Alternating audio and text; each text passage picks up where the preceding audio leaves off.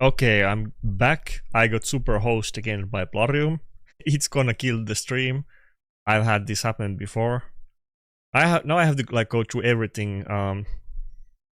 Give me a sec. Now I need to like put all of the stream settings back up because all the settings are gonna be screwed.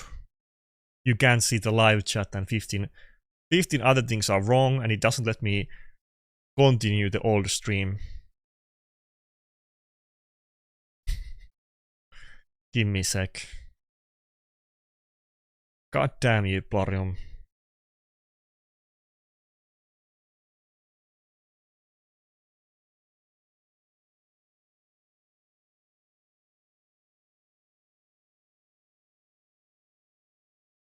Okay. Battles continue.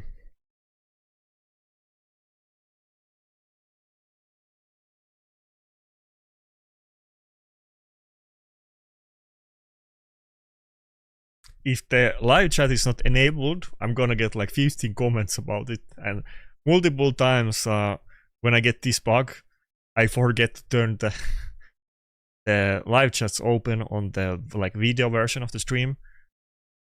It is what it is.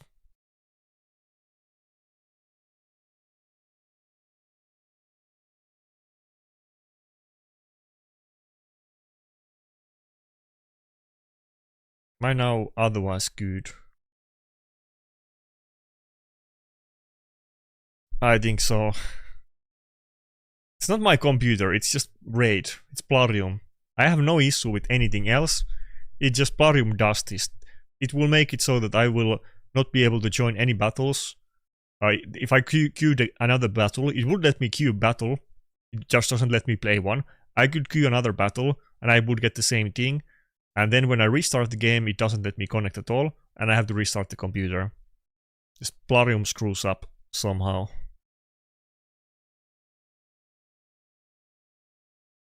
Well.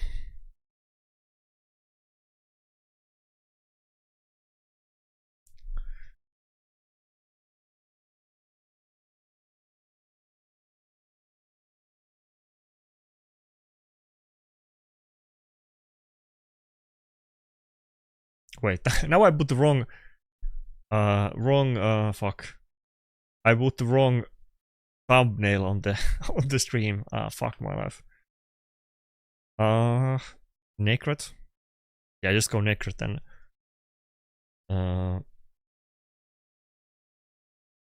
Wait, can I even change it anymore? How do I change the thumbnail?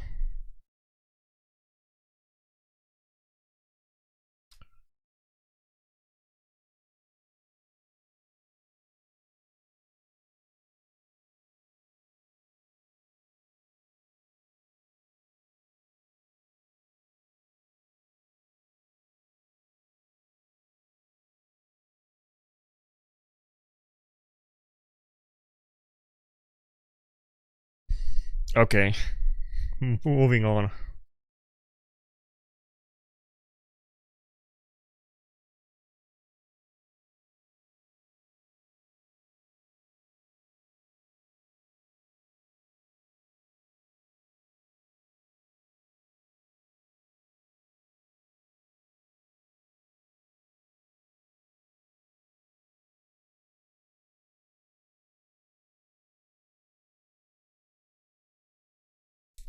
Thanks.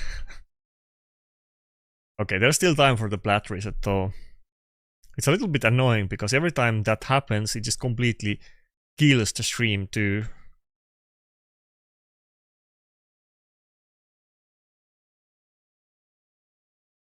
Okay, this is pretty... It looks like a doable team. No Stormcaller, not... nothing too crazy. The Siphi looks very squeezy as well.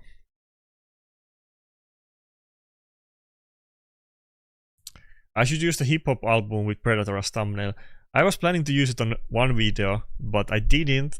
It's kind of hard thumbnail because it doesn't look good unless you make that thing the entire thumbnail. If I make it small, it looks weird. But I totally could put it as one of the stream thumbnails actually. That's a good idea. I should do it on next stream. If I don't forget, I'll do it.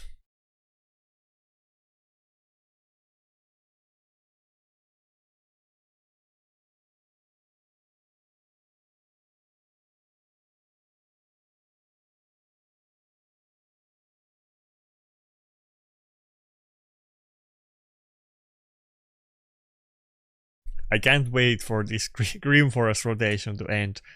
I'm so looking forward to the next one.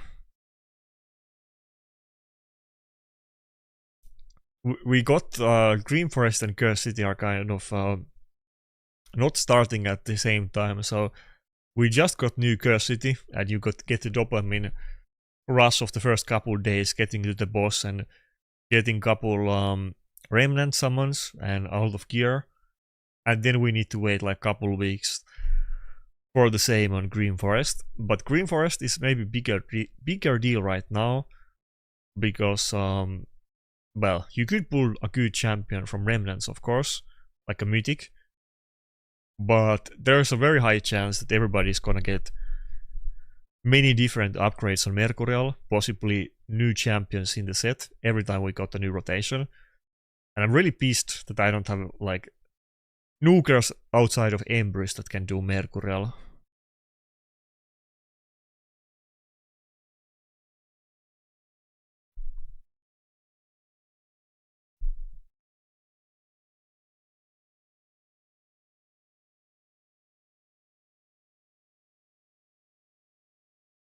Okay, Galatir, I don't really like using Rotos against him. Should I just go maybe West Steel? Okay, let's just pick Necrot.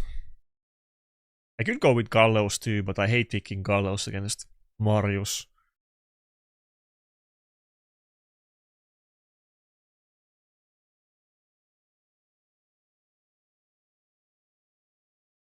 Okay, fuck.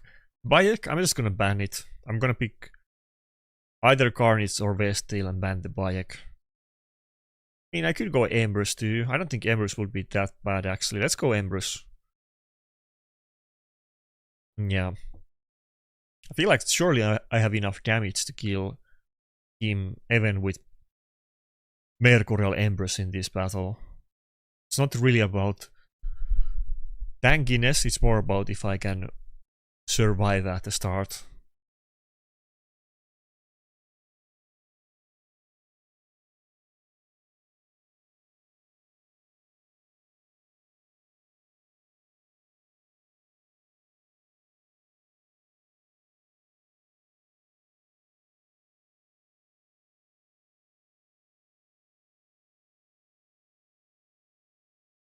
We have one stack of Total Guard. He already took most of it with the supports. Oh, I could potentially get early. Oh, okay, it's double nuker. Maybe he weak hits here. I kind of need a weak hit. I don't think I can. Okay, we got double weak hit. That's great. Now it's. Oh, I think we got it.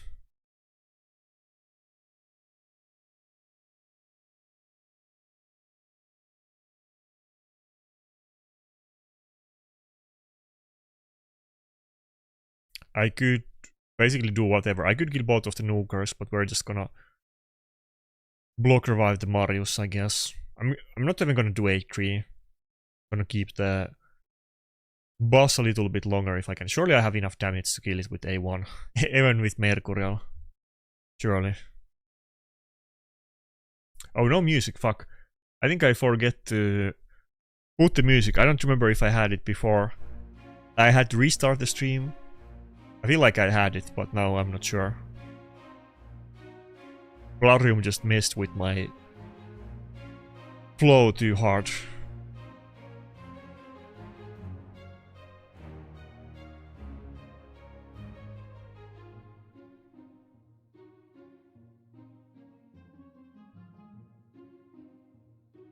Yeah, I think this was pretty good matchup for the Embers, to be honest. He has 3 squishy champions and a reviver, and no block damage or anything like that. It's kind of perfect Embers battle.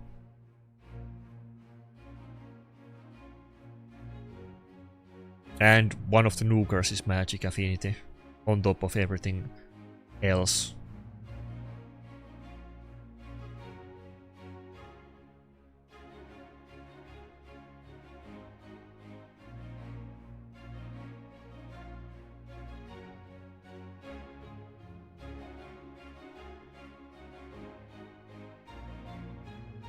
People are kind of split on the music.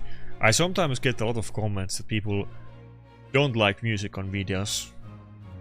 I like it. I feel like it's, you know, I prefer to listen to the music on the side, but I don't know what's the actual, you know, what's the demographics on that one.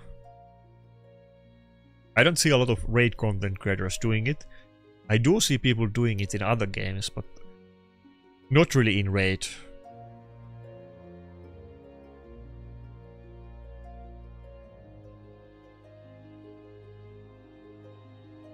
I think we just do double turn to try to heal a little bit.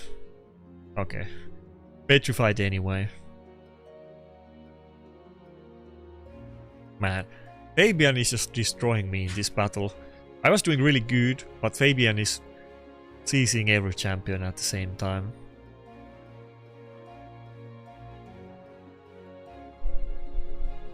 If I could just get one turn on my Empress, but now he's missed like 4 turns in row or whatever.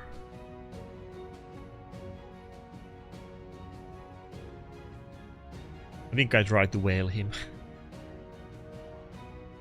If we can just do A1, that would be enough.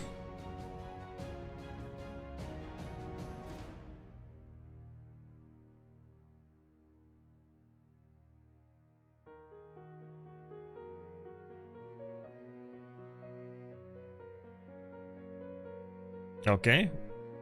We got the Fabian. I think that should be it. Unless he destroys me like really quickly. I think we're good. He's rotating both of the forms on both of his mythics like multiple times because the Fabian was seizing me so well. I barely used my abilities and he's used both forms multiple times.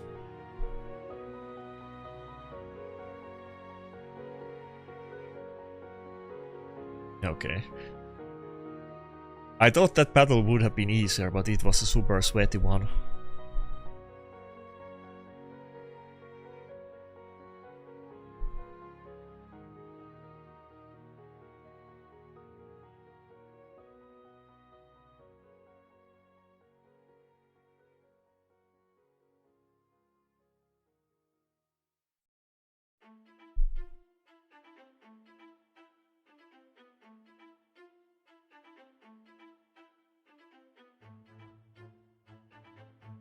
Is there a lot of let me double check. Who is streaming the Platinum Reset today?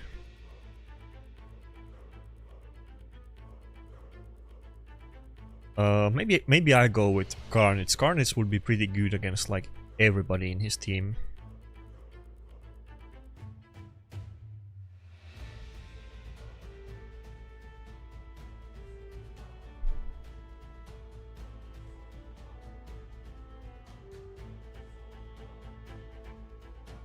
Okay, Authentic is streaming and a couple others. Bumpy games as well.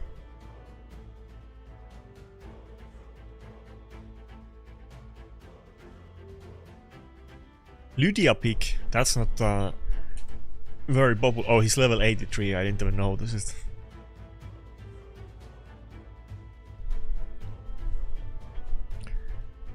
I almost want to go Marry ban, but I don't know if I should still go for the heal. I don't have too much CC, I'm not gonna CC him at the start. And heal doesn't do immunity. And probably Mary is gonna be in Mercurial.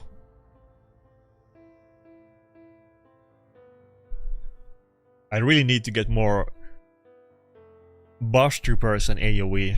Fabian is gonna do like everything that I need right now.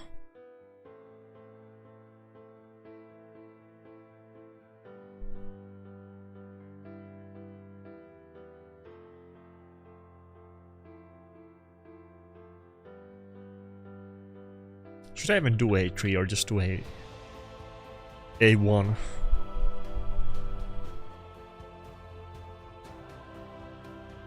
Are you buying souls for Marius? Yeah, I'm planning to. I know it looks a little bit weird that after all of this time I have 3-star Marius, but I was away for a while. Kind of used to be impossible to use it on my account. It's a lot more doable now, maybe with 9-piece Mercurial and Donatello. I should go for it. I am gonna go for it, to be clear, but it's gonna take a while. It's definitely on one of the main goals right now on my account.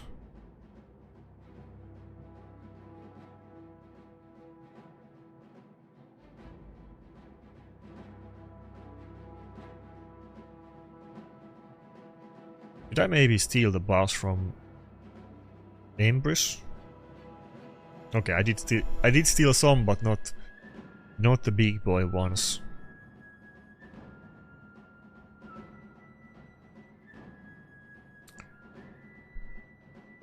Good evening to you as well, Just Human. I don't know if Even Luck is gonna help me out of the mess that I'm gonna be at during Platinum Reset. I'm just so weak. It's gonna be not a little bit luck. It's gonna take a miracle for me to finish Plat, honestly. I wasn't even able to farm just some random teams earlier to get up to Plat. I'm really struggling, so it's not looking too great for me right now.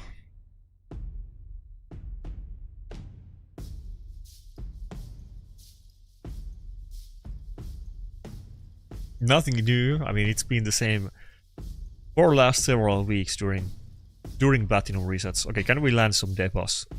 I have to go for A3 even against the weak hits. Okay, we got block passive skills probably would have been better, but block active skills is still good.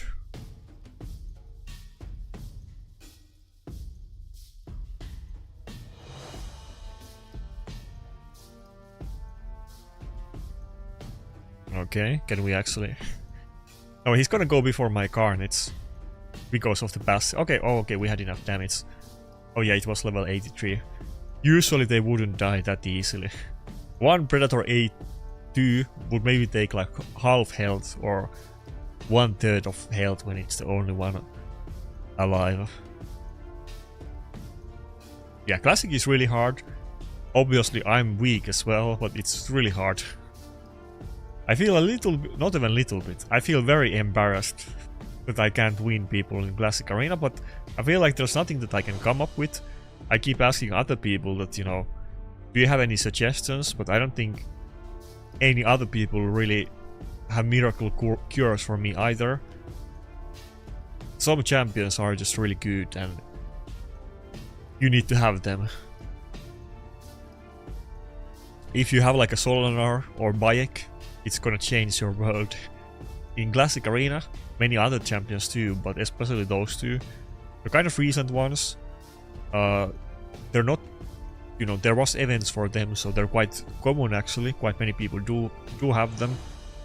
And if you have both of those, then, you know, you're kind of good, even though the meta is still very champion specific and reliant, but not getting either one of those two recent ones is not great.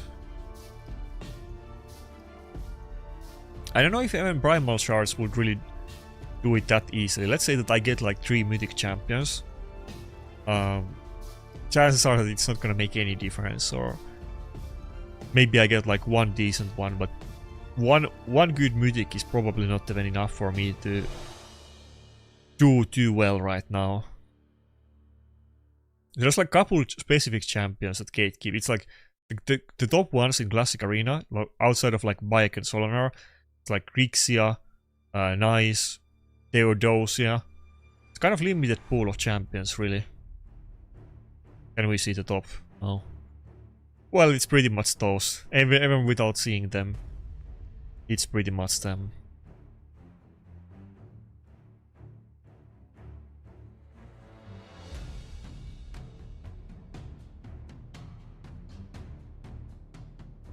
Surely I can beat this guy. It's probably not gonna be that easy, but kind of looks like it. I should just Nakarada this. Maybe that's what I have to do today. Just... Do I not have a preset for it?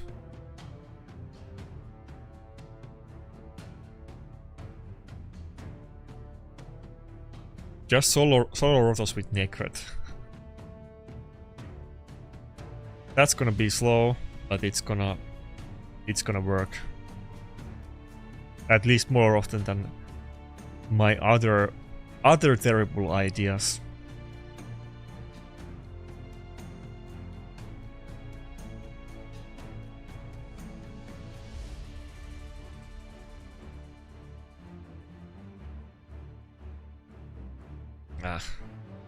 This is why I was using Angora passive. Like, everything else about Mavara is so much better. The only really good thing that Angora does is the passive. But the passive is so good. Really helped me with a lot of issues.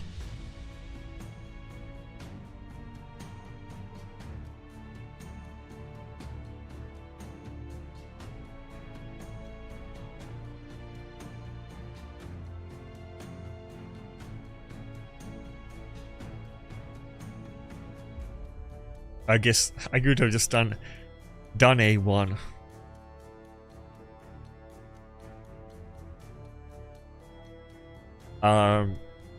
Even though I was talking a lot about the boosters, and there's gonna be a new video about it tomorrow, it's not like I'm gonna crush them. As I said in my videos about it, and as most other people mentioned as well, in order to do the live arena boosting, you need to be able to get to the top ranks of live arena. So it's not like anybody can do it. You still need to be one of the top players to be able to do it. And then it's super OP, and then you can do it like crazy easily, and it's really good. But you actually need to get in the top 20 first before you can think about it. Really, top 20 is not gonna be ideal. You need to get in like the actual top ranks to really do it.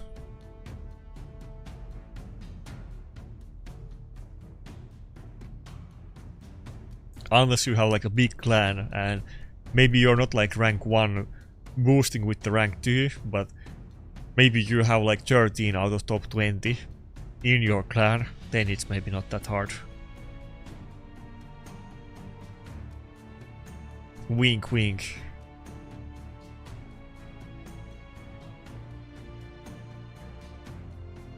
I don't disagree with that, Michael. I think the Alio people and the LAR people, they both have kind of even said that themselves too, and that they will accept the judgment. I think the only ones that have, you know, don't accept it is the mad clan leader who literally said, again, watch my tomorrow's video. I'm kind of I don't want to make my video right now on live, but I already made it. But the current mad leader, Big DD, he literally says multiple times on the stream, we know it's him for sure. He's not gonna deny that it's him. It's his Twitch account with Authentic on his stream. That if you only boost for rank 2 or any other spots, it's not boosting if you don't win the trophy. Because his account did boost last season, and so did basically everybody in top 20, you know. Not everybody was boosting for top 20, but they will, you know, leave battles when they're against their friends and clanmates. It's normal. Basically everybody in top 20 boosted. Mad people said as much to me, like a couple of seasons ago they were telling this, that everybody, one direct quote from one mad player, one of their top players, is that everybody in top 15 boosted last season. That's a quote. But yeah. Literally the clan leader did boost in this, like, not, well, now it ended, but in the last season. The one that the drama is about. He might not have been competing for rank 1, and his, you know, argument is that if you're not boosting for rank 1, then you're not, then it's not cheating, then it doesn't count. So he can't be banned because of that. And the Alio and the Lara are saying that sure, ban the cheaters, but that must include other people too and not just us. Yeah, I'm talking about it. I definitely am, and tomorrow I'll talk even more.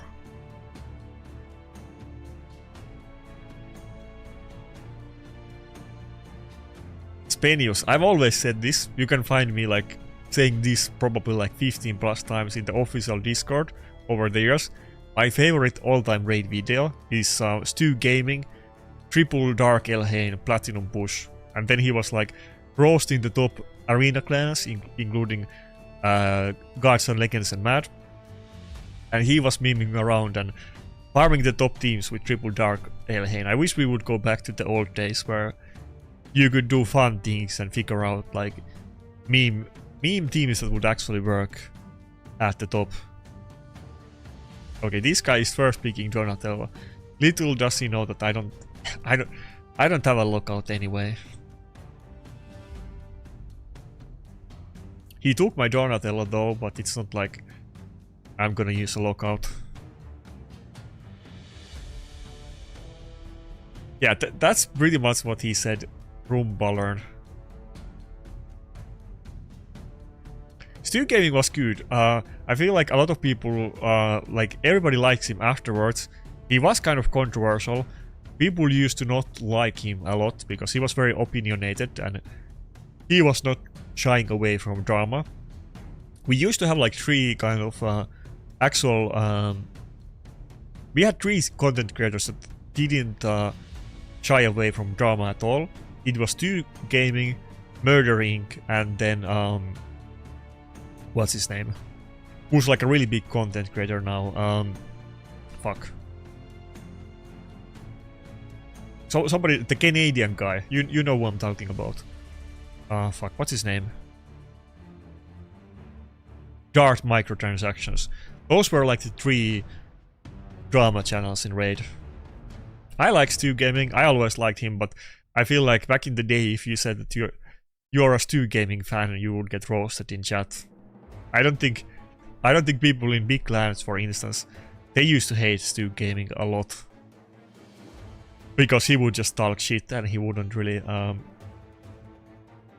he wouldn't think anything about talking shit against big content creators or clans or whoever. These days people kind of avoid drama. Even I avoid drama. I know it might sound like I don't, but I actually do. There are so many dramas that I could have started that I didn't. Even I'm scared of doing it, but you know. Stu Gaming definitely was not.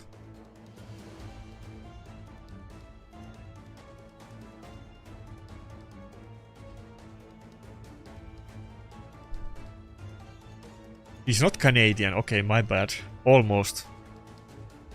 I thought he was... wait. Okay, like... borderline. Whatever.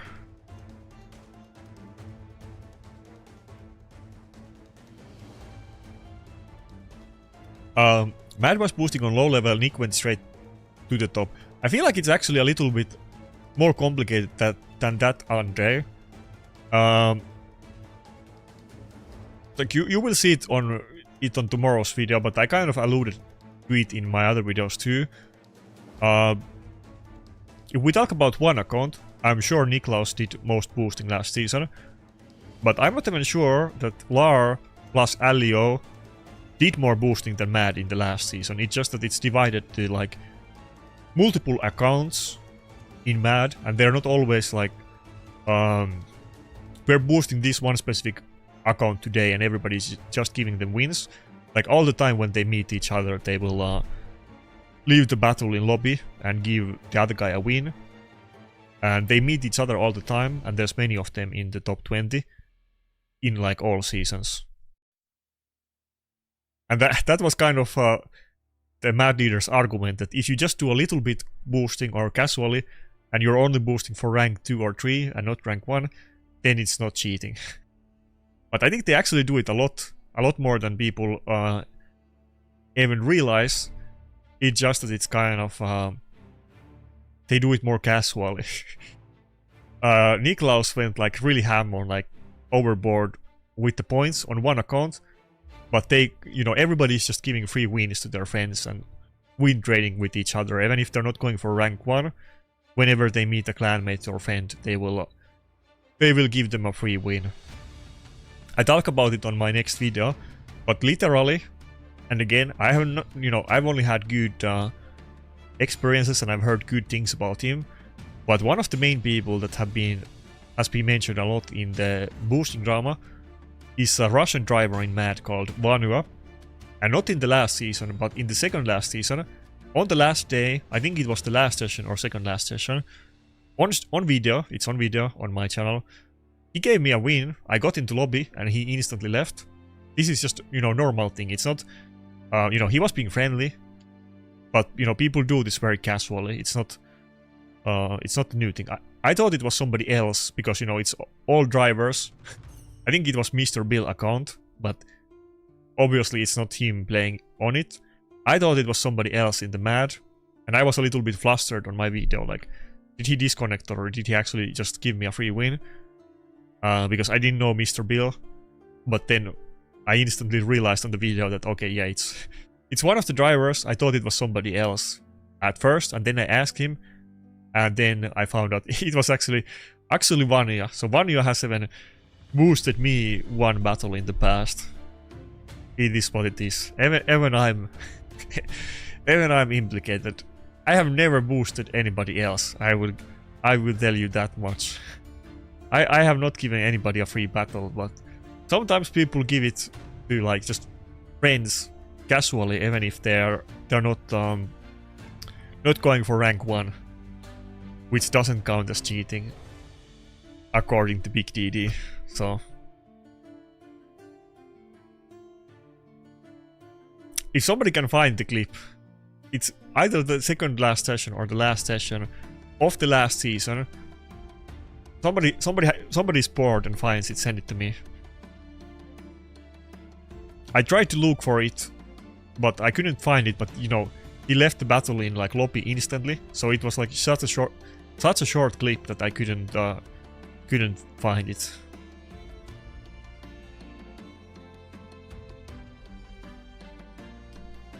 I would have put it on my next video. I was trying to look for the clip, but I wasn't sure if it was the last session or the second last session. I know that it was just before. I'm pretty sure it was the last session, but it was on the last day of second last season. And I didn't remove the clip from video. It wasn't on a stream, it was video. I showed the clip. I say on the clip I was first like confused that did he disconnect, and then I was like, there's no way he disconnected, he left so quickly.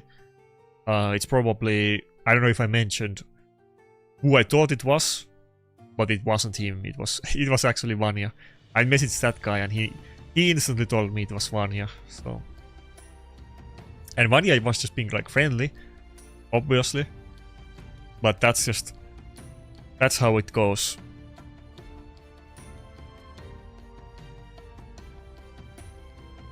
Okay, I don't want to pick Rotos just yet. That will be a little bit not smart.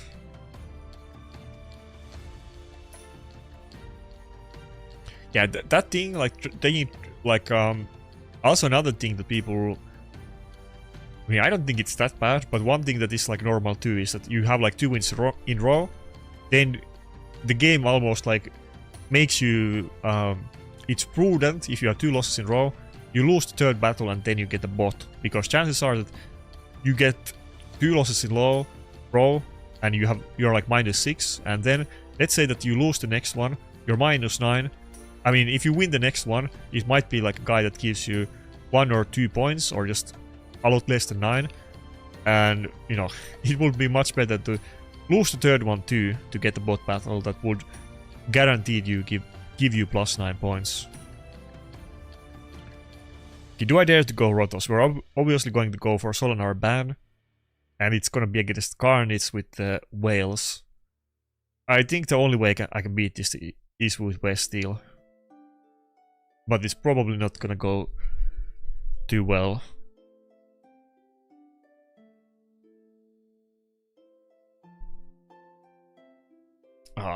Okay, he has really good team.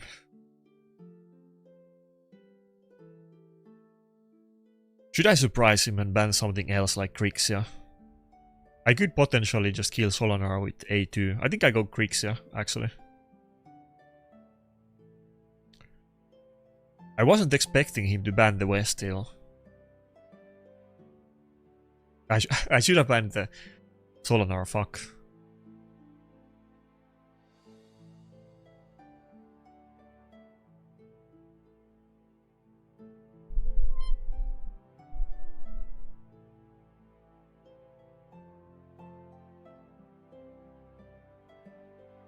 It sure seems like Mad got the short end of the stick in this one, even though I don't think they boosted to win anything. Scratch just doesn't want to get his hands dirty.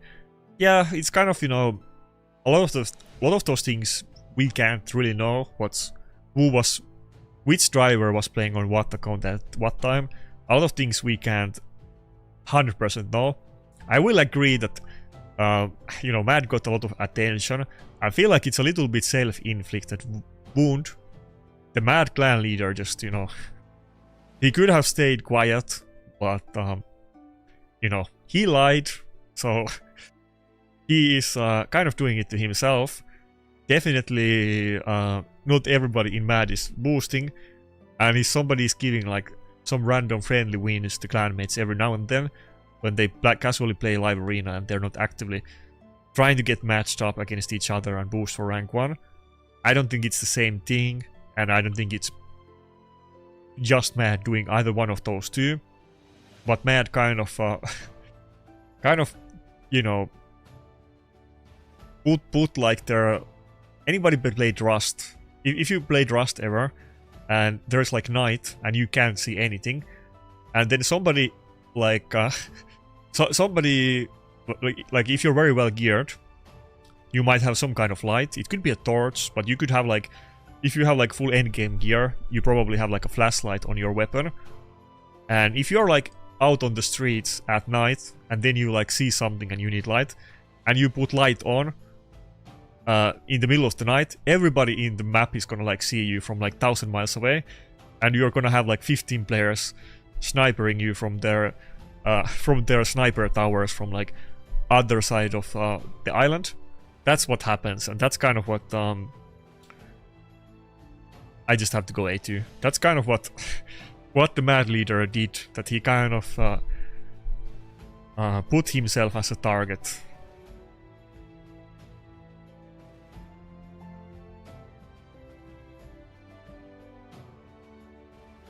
They should have consulted content creators how to do PR before Big DD made any statements. Like, not only did they not say like anything at the start, they could have given like their perspective from the get-go, like Niklaus did, or around the same time. And if they talked well in it, it would have probably gone a lot better for them. But originally they didn't want to talk about it, and now they talked about it, but, you know, they also literally said some actually incorrect things that we can prove when he did make statements. So he made it like, not only did he like not like preemptively put their PR out there at the start of the drama, he put it after they got the heat, and after the heat was like over, then he spoke up on it, and then he also lied. So there's pretty much nothing that Mad could have done worse in terms of PR. If they didn't say anything at any time, would have been way better than what's going on right now. Or they could have done the same thing as Niklaus did, and people could have the complete opposite perspective on the issue, to be honest. Because before the Niklaus thing, a lot of people just didn't want to talk about it because you know, they didn't want to oust themselves from, you know, from other clans and arena players, and people were kind of, or other content creators. People were just scared to talk about it in the first place, and people would talk about it, but people wouldn't, like, you know, make full-on videos and leak DMs and this kind of stuff, because that could backfire really, really easily.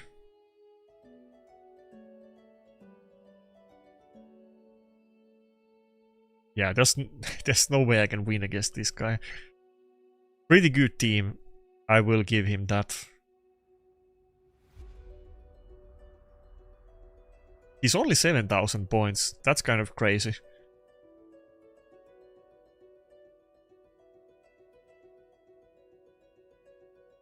Okay, it is not a new account. I almost thought it was a new account for a second.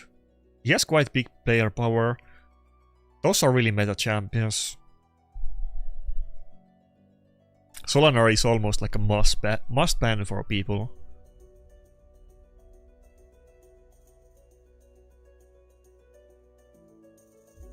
I almost feel a little bit bad for Mad, to be honest.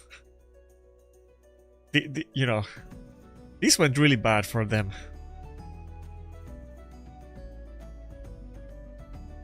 Imagine being like random Mad player that has nothing to do with this and has never boosted anybody. You're gonna get so much heat. You were already getting heat and now more is coming.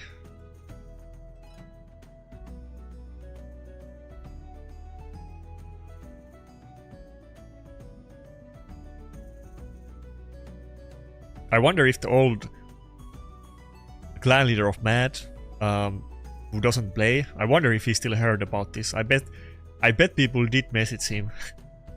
I would be curious what he thinks about it.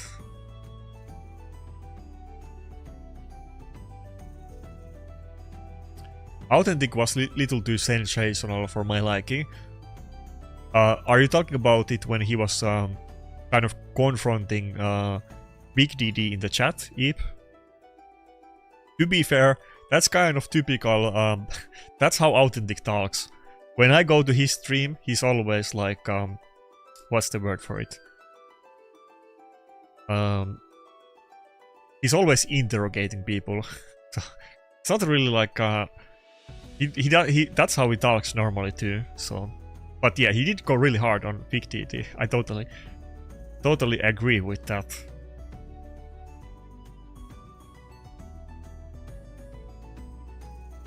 I think I go Ankara and then maybe even Embers. Let's go Embers and Ankara.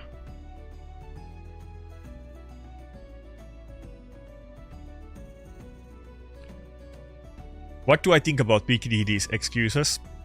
I already made the video. Well, I recorded the video. I didn't edit it yet, but tomorrow I will have a video about it. But you know,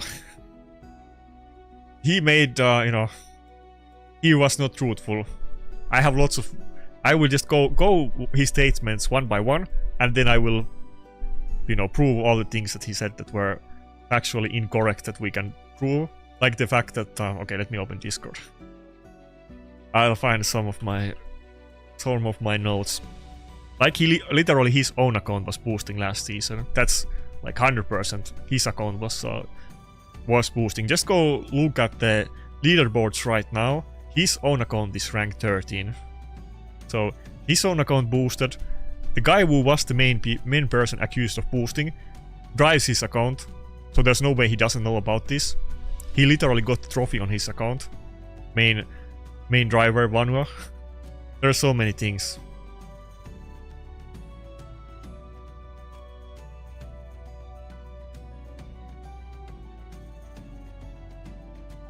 Okay, let me show. Fuck. Let me finish the battle. I already made a meme about it a couple days ago. Instantly when I saw the Ash thing, I made a meme. I posted it in the official Raid Discord meme channel. That was like the first thing I took from seeing the statements that he forwarded to and made to Ash, because one of them was like statement that he, I guess, originally made for the clan, and then later on sent it to Ash as well, and then Ash also asked a couple questions and he replied to them, and there was this one really memeable moment there which I captured.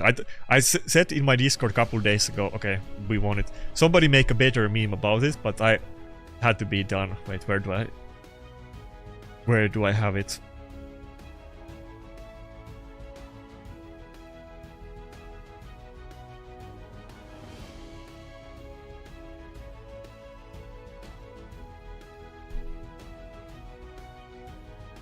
Okay, what do you guys think about this?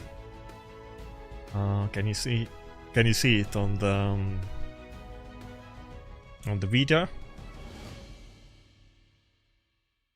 Yeah, this is pretty much how what I think about Big D's statements. Do I think people that win trade or boost should be banned? I'm an attorney, so that's a loaded topic. And then we take a look at his battle record.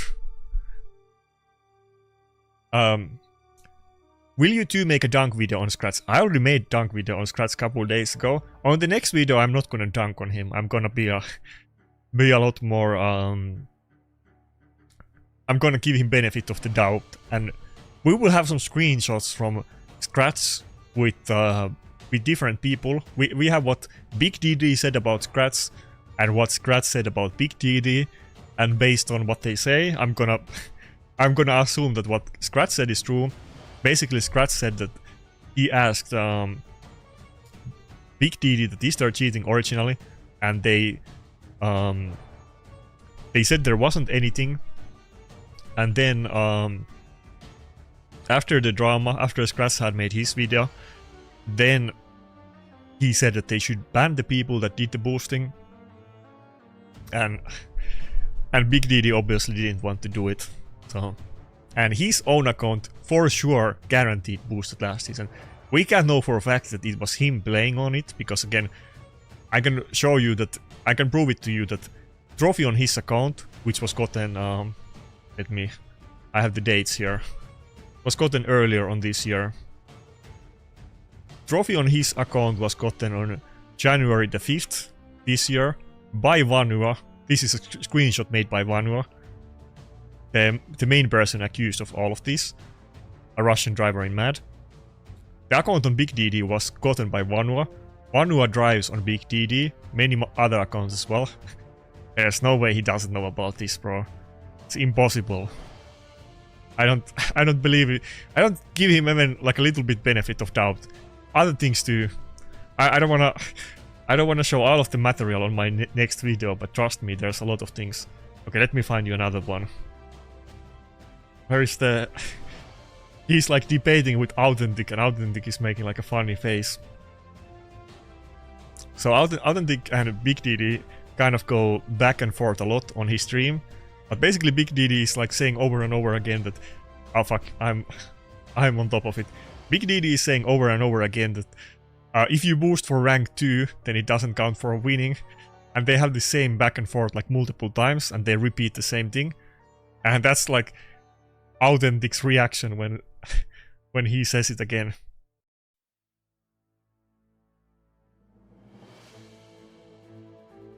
Boosting is win trading to win something, so no. Define boosting. Like, because Big DD makes the argument multiple times that if you only boost and you get rank 2 and you don't win the trophy, then it's not really boosting. And I can see why he would make that argument, and why he said to Ash that they shouldn't ban people from boosting, you know. I will make some educated guesstimations why he would not like the bans. Anyway, what's the video? It's not out yet, it will be out tomorrow. And Snackbox is making a video as well, probably other people too.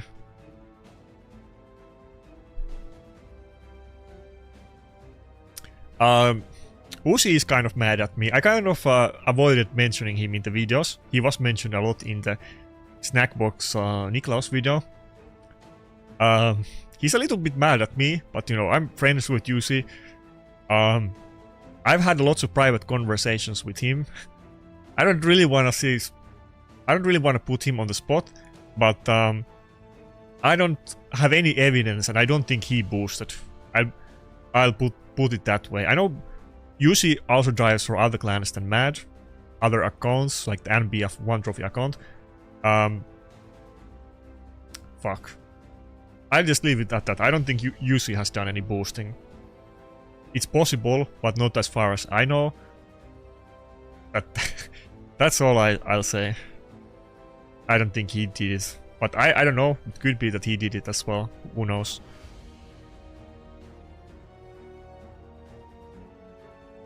Everyone is milking Big DD. That sounds a little bit wrong.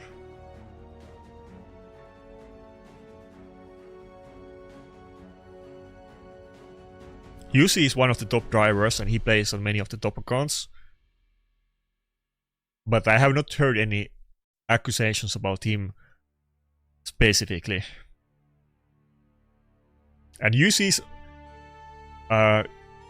perspective is that, well, I'm not gonna say anything.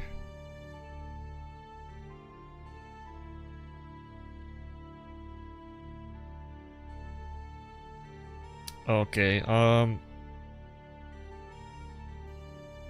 Ambrose and then what? We're gonna go for Solanar ban for sure. Maybe with Ambrose I can deal with the Mercurial set with the Nell. Let's go double reviver.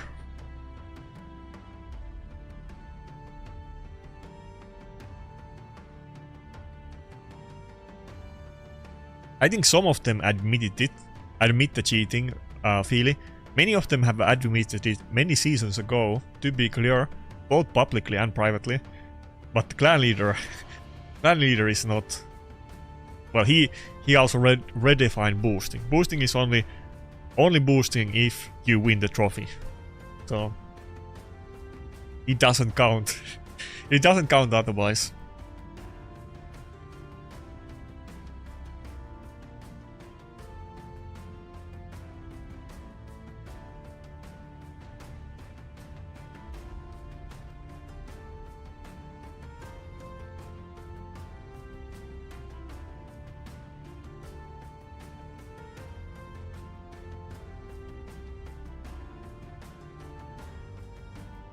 To be fair, you know, Scratch is milking it, all the content creators are milking it. Many content creators also care about the topic, you know, not just milking, but for sure, Snackbox, you know, doesn't like cheating, neither does Stroke, you know, and the same for other people too. I can definitely say for those people, Authentic, they are also invested on the topic outside of just you know, content. So they even if they didn't make content, I'm sure they would be making like Discord posts about the topic. Okay, are we good? We were almost in like a very big trouble, but now it's looking kind of good.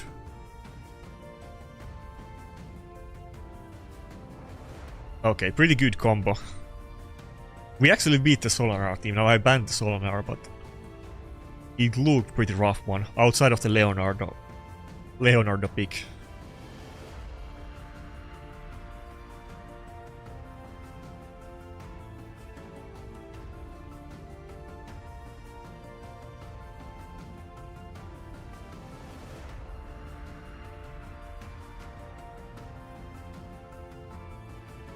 I will say it puts like many people like you see in kind of like a bad spot because all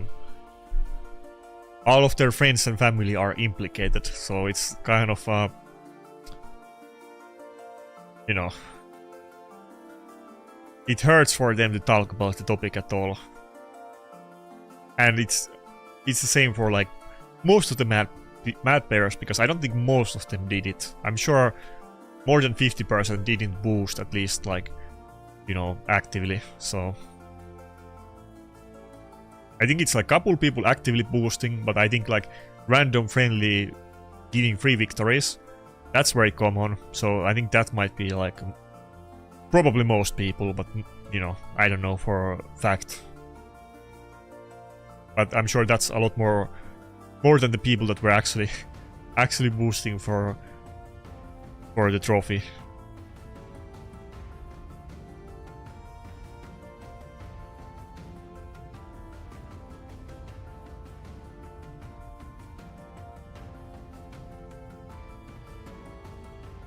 I'm not saying passively playing Vitu, but you maybe missed what I was talking about before, but people just, you meet a clan mate and either one leaves in the lobby. That's kind of normal. It's not mad only. It's very common, everybody does it. It's a little bit gray area, because I get that maybe you have a really good account and you meet a clan mate and you're just gonna give him the free win, because why not? So if some people does that couple times when they normally queue and they're not sniping, I don't think it is as bad as trying to get specifically matched with one guy. But if you have a clan full of people that are in top 20, then even if people casually do it, it's gonna happen a lot.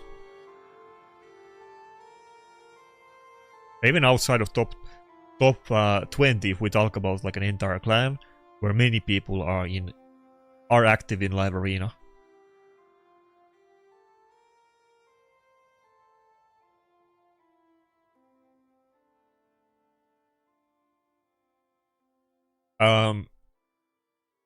Scratch said, and I'm pretty sure Big DD also agreed to it, that Scratch left the clan voluntarily. They didn't kick him. He left of his own accord, and Scratch did ask them to kick the boosters, which Big DD said no to. So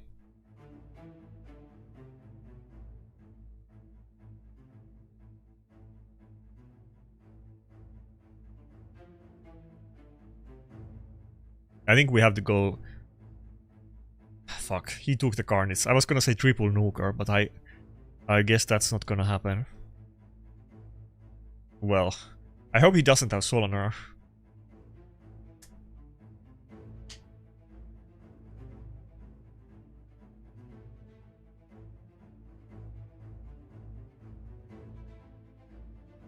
Okay, of course he does. Meaning that I can't ban the Bayek, and he's for sure gonna ban Rotos. It's not impossible to win with just... He banned Predator, what? Okay, now it doesn't look that bad. It's not impossible to win this battle with Predator, but now it's a lot more doable. He still has double lockout.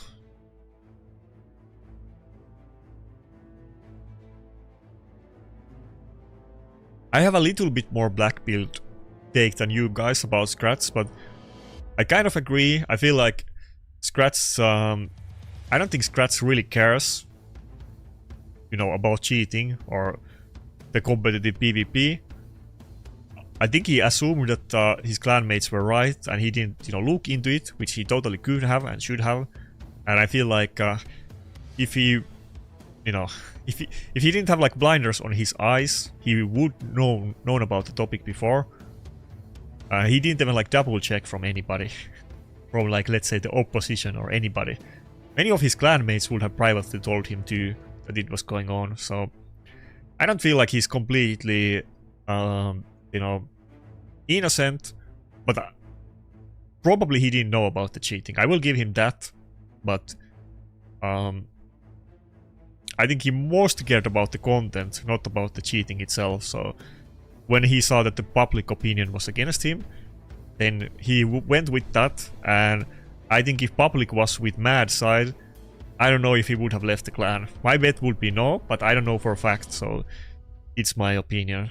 I'm a little bit more black build about Scratch. Me and Authentic were kind of having the same conversation about this too. He's a lot more charitable.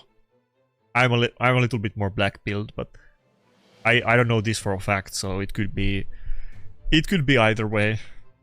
It doesn't really matter.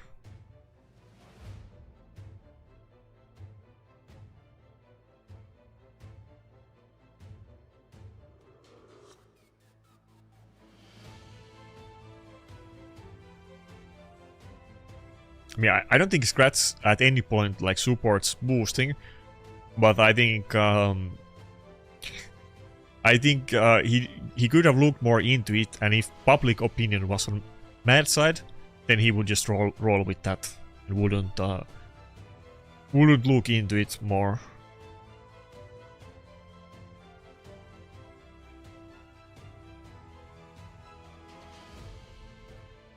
Oh yeah, and he definitely did not watch the video. I forgot that part. He so didn't watch the video. That I agree with, because he didn't talk about any of the points really made in the video. If he skimmed it, he probably would have like said something like, at 15 minutes he said this, and this is why I disagree. But he basically didn't talk about the video at all.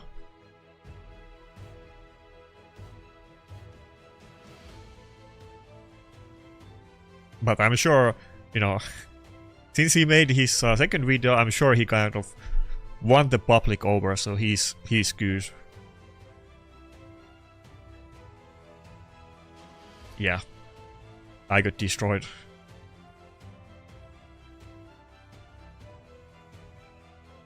To be fair, I think a lot of the content creators didn't actually know about it, because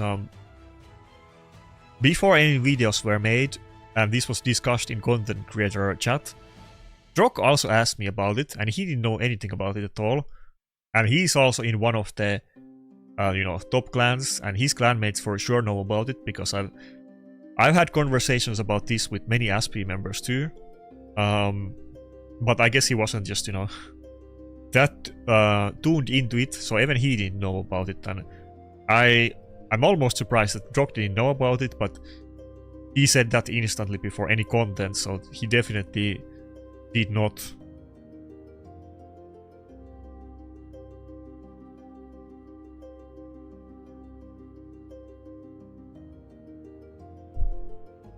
Okay, what can I take easily? Nothing.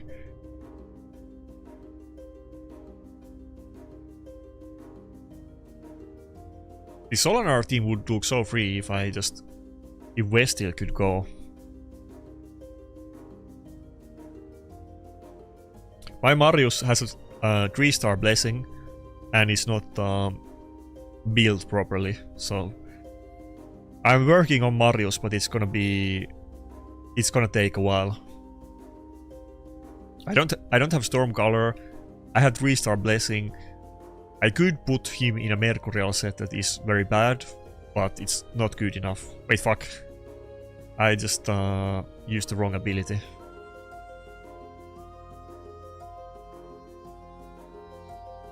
Ah, and now I just played it dumb. I gave him block damage by hitting him with Nakarada 1. I usually dodge Solanar, to be fair, but I was kind of not thinking there.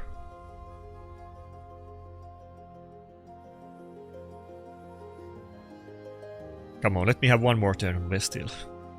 We can still make a comeback.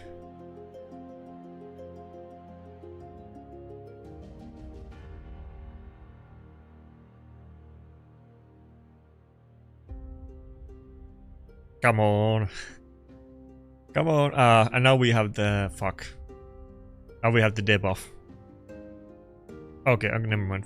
Anchor passive. Okay, it's saved. I feel like a couple times against that Anchor passive didn't work.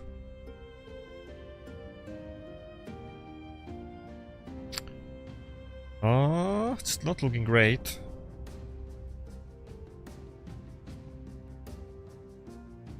Am I still gonna get soloed by Solanar?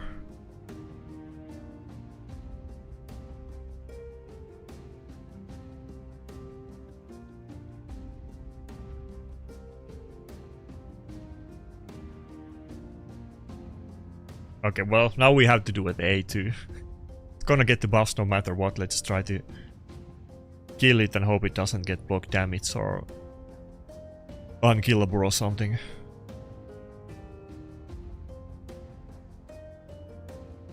Okay. Solanar OP. That team, honestly, is like as weak as it gets with Solanar. No offense. Could be like way worse, but Solanar just still dominated me.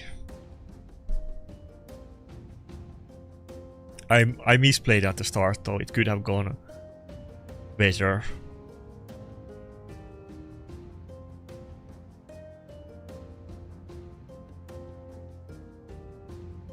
Imagine if this team had like Grixia or Shu Chen or Theodosia or multiple of those.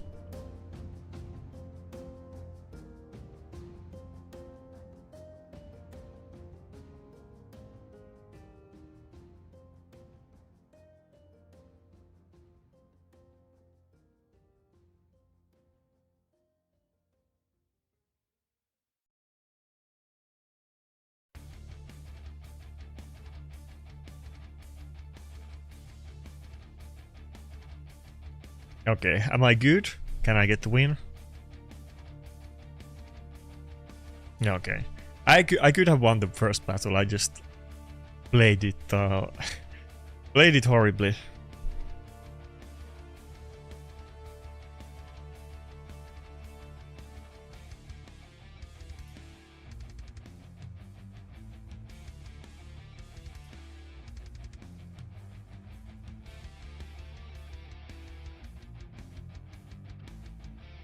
I saw one Theodosia in Swift Parry earlier on the stream, but I feel like Mercurial is the way to go, but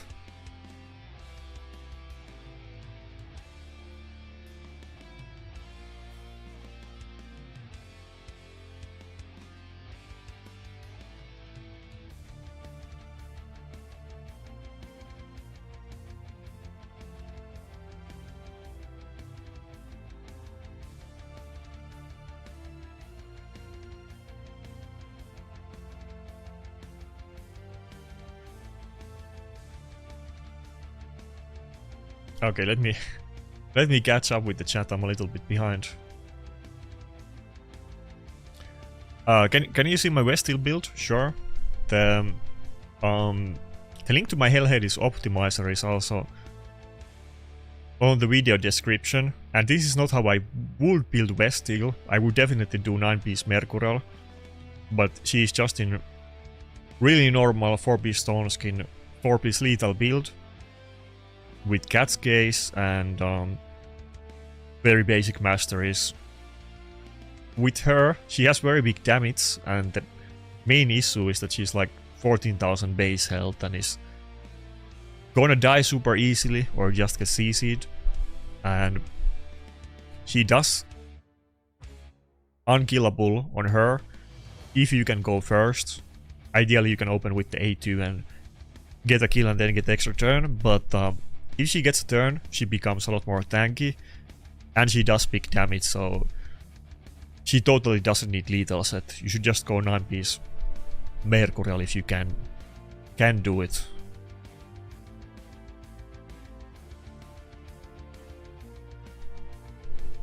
70 gems, fuck.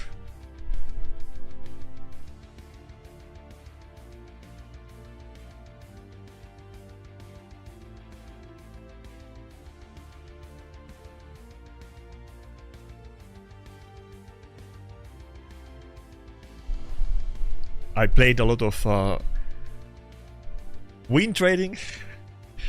I played a lot of battles earlier today, like just not making any videos or anything, and that's why we have to waste a lot of gems. By the way, XD Blair, I don't know if it's on Twitch, but at least on YouTube, on description of all of my videos, including the stream, there is a link, like I think it's like the first thing in the description, is linked to my optimizer builds. You can see all of my champions. It's public.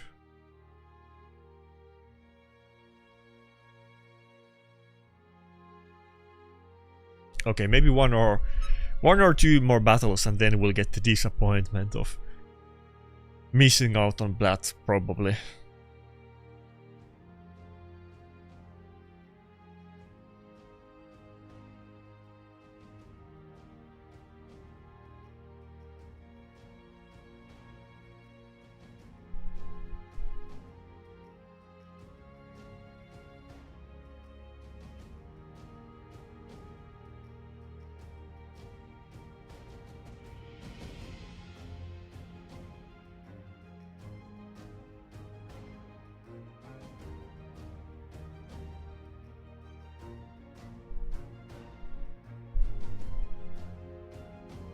You're not looking at my optimizer link, or what do you mean?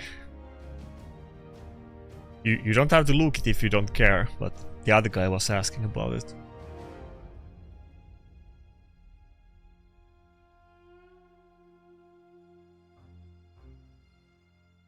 Okay, let's go with Jack. I could have gone with double Reviver, but Jack is more fun. I would be surprised if I make top 200 Plat, to be honest. I think I'm gonna get gold, but let's see. I don't really have confidence in my platinum performance anymore.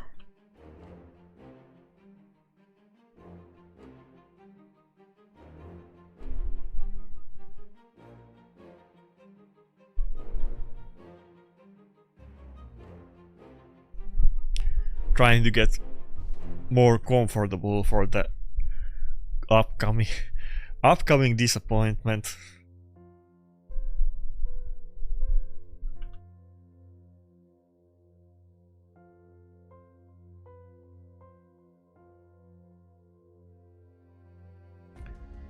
6p stone skin Ambrose.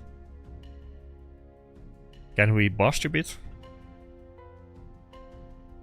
No, well, we still got rid of the Mercurial, so it was still pretty useful.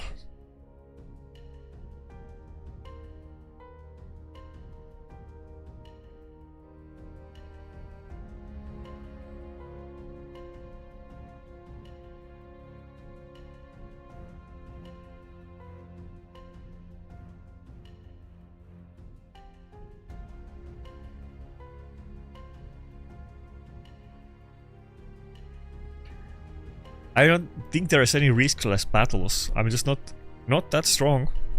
I can't find any 100% win rate battles with any of my you know, meme teams.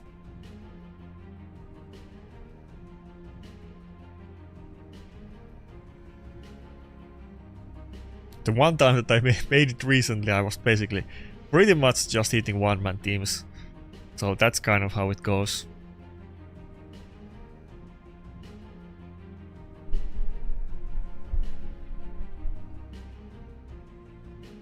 Okay, 23 minutes left. Let me get a little bit closer and just double check that everybody is geared properly.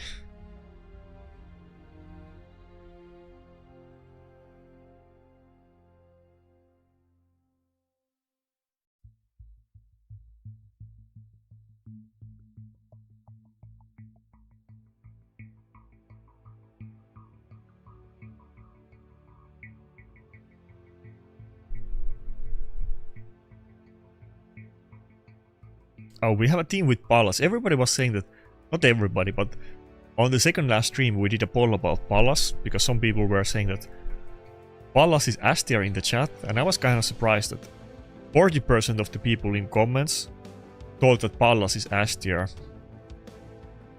which is a little bit crazy.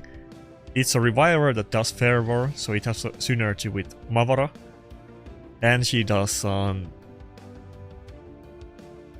turn meter boost and heals, but I don't think that's good enough to be S tier, to be honest, but let's see.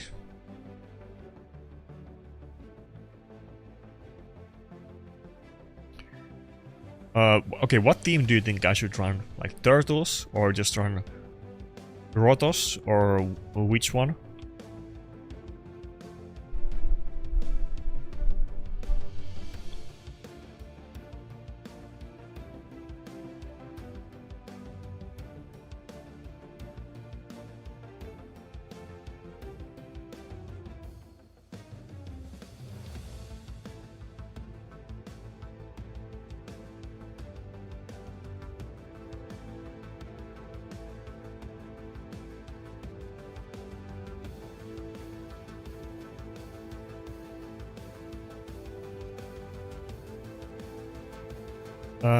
Who can I kill? Do they all have immunity? Yeah, they do.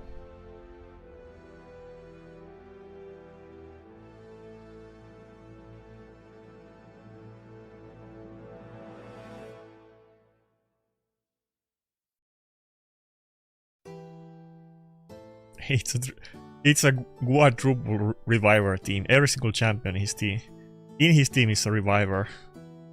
That's kind of funny. Oh no, fuck. Mavara got the total card stack. I couldn't hit it with Rotos. I almost did. I corrected myself at the last second.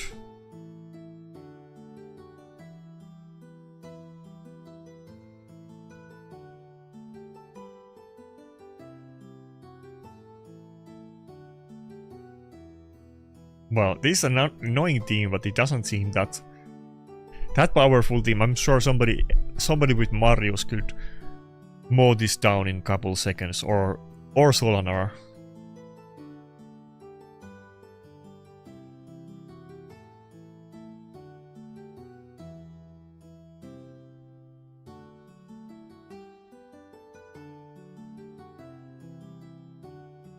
Yeah, I'm not talking about in PvE. Obviously, she's really good in PvE.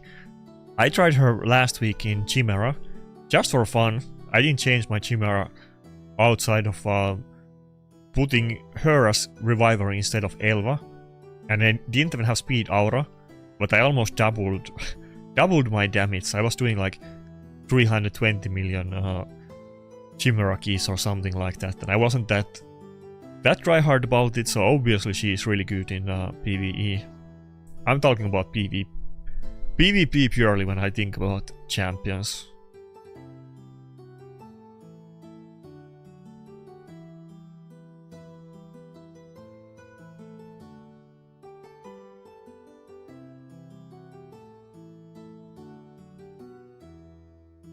This team looks kind of potentially doable with turtles.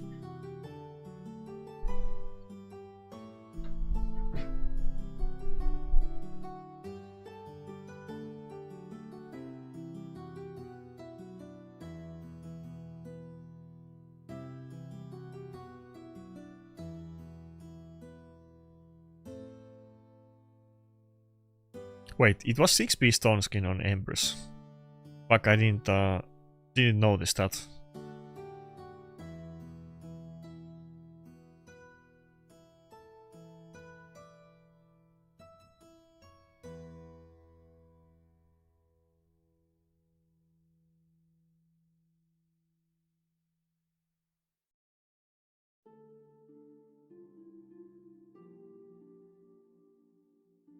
Okay, 80 minutes left, I'm 20 points behind. I think I can get to that before the time ends. Honestly, I can't really hit any of these teams.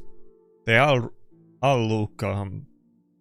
that's like the only one that we can hit with turtles out of all of these teams. Maybe I can do this one with Rotos, but it's still kind of not that guaranteed.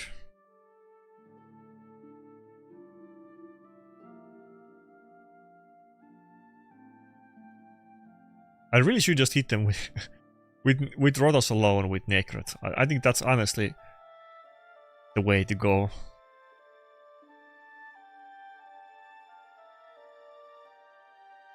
Just the old setup. Angora, Rotos and Necret. That's probably my most consistent team.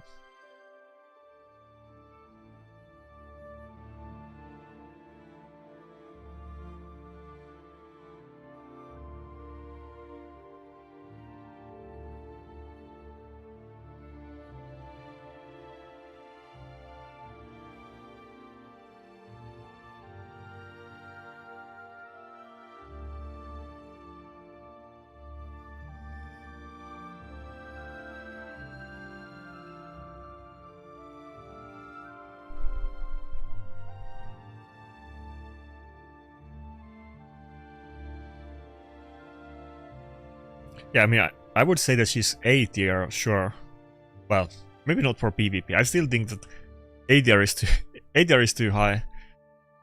I wanna say like B tier. I mean, wait, depends which one. Are you talking about Mavara or Pallas? I would say that Mavara is like A tier for PvP. Pallas would be like B tier, maybe.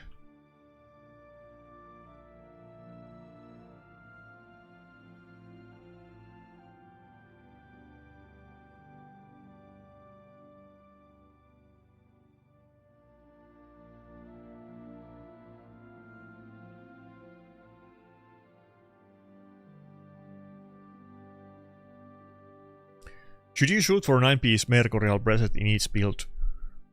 What do you mean? Can you be like more specific? I don't understand what you mean. Like which champion are we talking about? If it's like Mavara, then I think the main... Okay, fuck me. The main goal is speed on Mavara, for sure. And then you go tankiness. You could also go resistance, which is what I'm doing, but...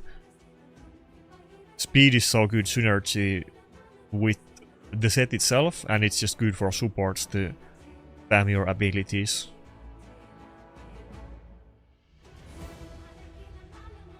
Is Anchor worth spending my tokens on? I don't know, that's a hard thing to say. I feel like, for me, my account is not that strong. I don't see other people using it too much. I've seen other people use it sometimes, but quite rarely. But with Ankara, you have the passive that your teammates cannot get CC'd, and if we fight against stuff like Fabian or Marius with Stormcaller and whoever, they get CC'd all the time, so I feel like it's good for me. Much more reliable than like immunity buff. But I don't know if it's worth it for other people. It's really hard for me to say. There's many other good champions to get with fusion tokens as well.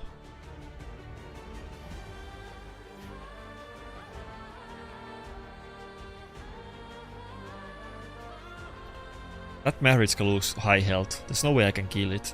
Right? Can I? Okay. Nope.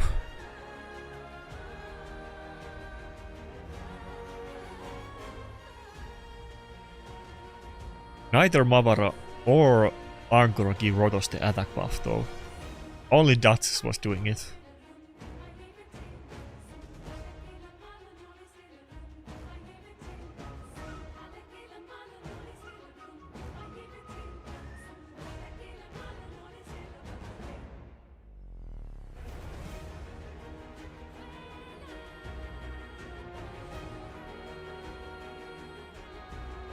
Yeah, I'm going for Fabian as soon as I can. I hope the next fusion is the worst fusion in raid history, so that I can do it, but we will see. If it's good, then I'm not gonna... I'm gonna wait, but I hope it's gonna be terrible.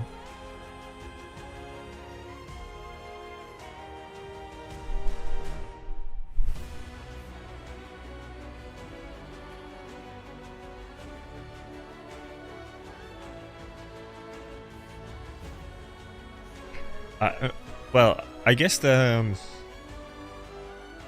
current one, or like the one that is already announced, I guess that doesn't count. I'm not even 100% sure, but people were saying that it doesn't count because it's a fragment fusion, and it's not gonna give tokens, and you're not gonna be able to change it. I don't know if it's gonna give tokens or not, but I guess you can't at least change the current or the the fusion coming next week. I don't think you can change it.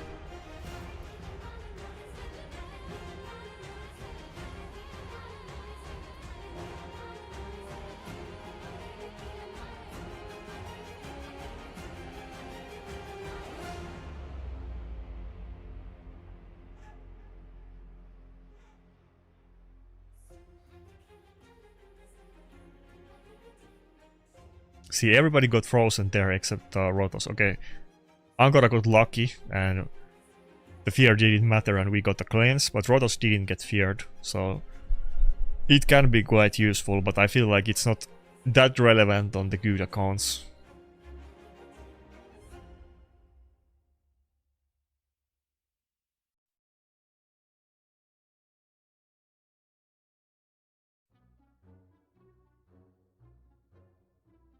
I don't know about that, but I'll take it. People were having fun about it. There's like an old emote or like you know, selfie from a while back that I sometimes put in videos with like a shirtless photo, and people always have fun on it. Have fun with those thumbnails and make jokes in the comments. The last video I was having the same tank top on.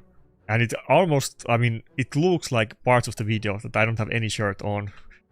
But I did have a shirt for the entire video. It's getting warmer. It's like 14 Celsius today. So it's not winter anymore. Bro, we can't even finish this. Finish this team. Am I still gonna lose? Surely not. Mavara would revive my team fully, but the passive is just... could be good for avoiding the battles to last forever like this one.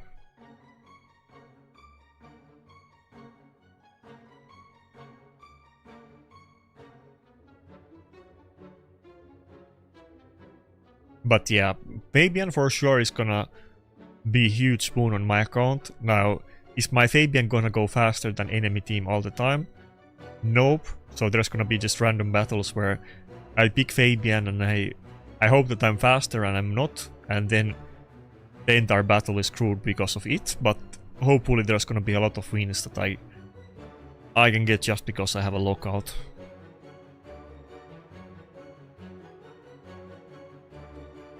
This team looks almost doable, but it's probably not.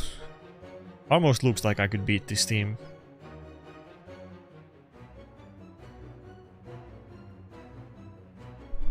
Well, if Fabian gets banned, then at least I'm gonna have Predator, and maybe they let me have Fabian and ban Predator, but then I'll have two threats instead of one.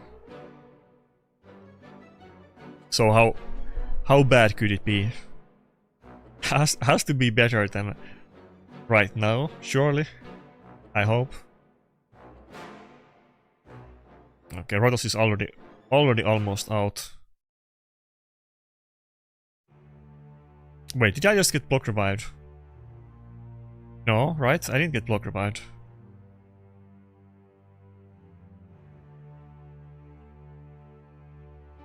Usually, when we proc the passive, she hits whoever hits the highest turn meter, so it kind of doesn't hit my Nukers and goes after like Donnie, who is usually okay. Just okay, no, okay, fuck me. Yeah, it wasn't that easy. This guy is really fast. He's way faster than me. Okay, I have to do refresh. I don't. This one, surely I can beat this one.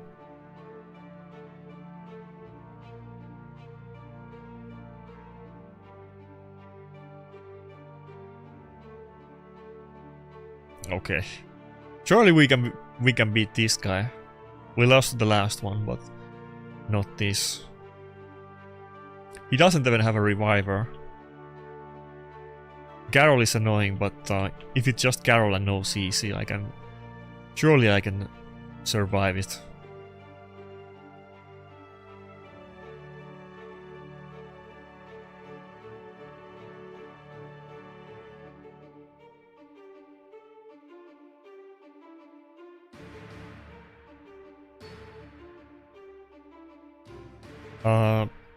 This guy has in presets that the Garrel is not going to the second form or something. I feel like it automatically goes second form or no.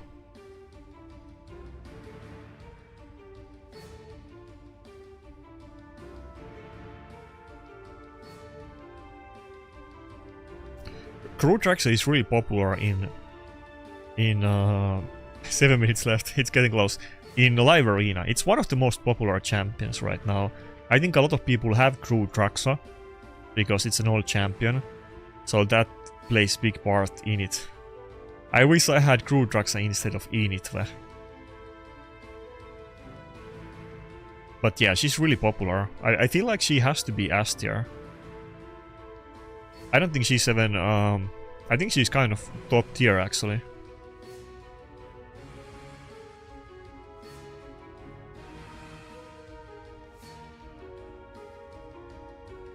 What's up, Neyoida?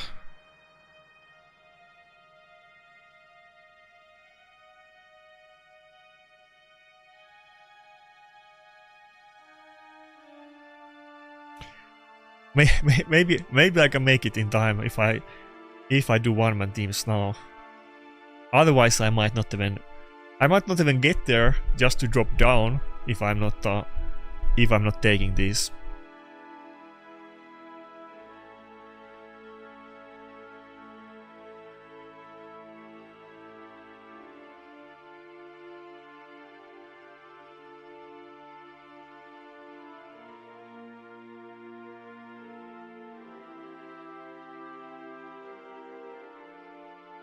$30 points. He's going up. Okay. One-man team spam starts from now. Wait. Fuck. Probably could have gotten refills. Okay, no.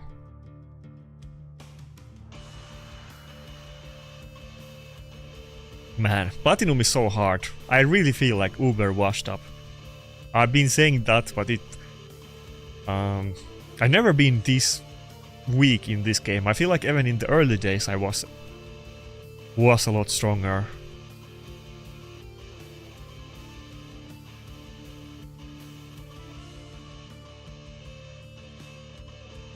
Okay, give me the one-man team. I can't do this otherwise.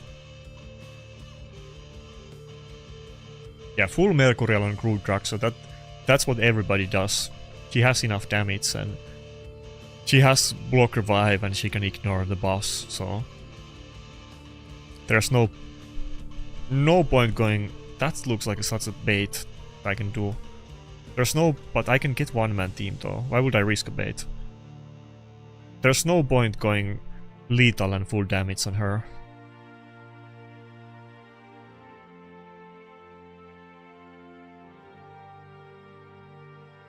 Okay, it's 9-piece Mercurial stone skin, but surely we're gonna... How long could it take to kill one Theodosia? Let's find out. It might actually be quite hard with Rhodos. Especially if she goes just... Yeah, she goes every time just before Rhodos is gonna take a turn.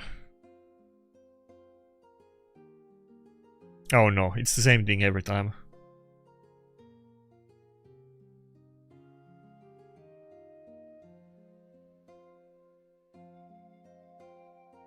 Okay, this is scripted. And now she's gonna go again just before Rhodos. My Rhodos is quite fast too. Rhodos is like 320 speed.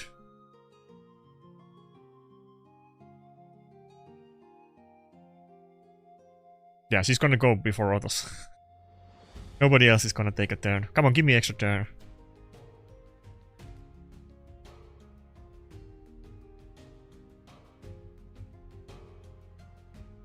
And Phi says in the chat that that Theodosia is not OP. Bro, I can't kill one Theodosia.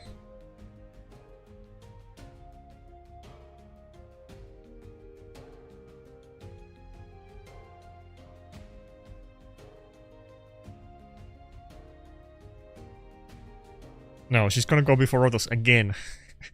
She always goes just... Oh, okay, now it's over finally. Okay, now we... How much time do I have? 3 minutes? It's not over. We can still make it, but... Oh my god. That was not cool. Anybody who is saying that Theodosia is OP needs to double check.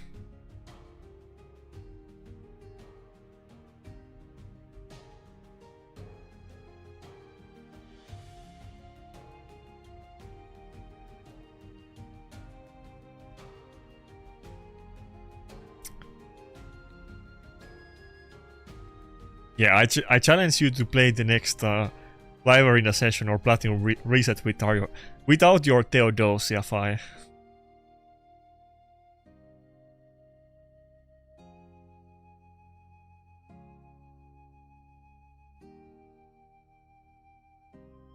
I mean, I don't have any team that could do it better, really. I mean, maybe just having like 2 nukers and both of them can't go, but, you know, wouldn't be that much better.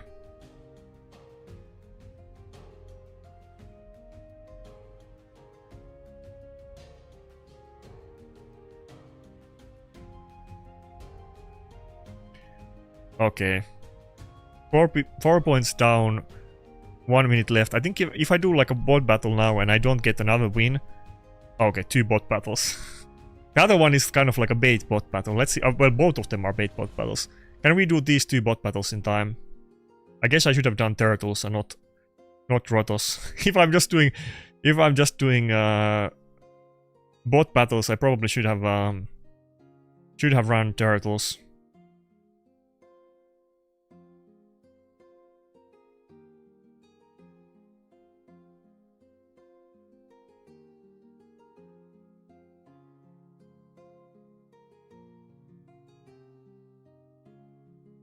Even if I win this battle, I'm not sure if that's gonna be enough, to be honest.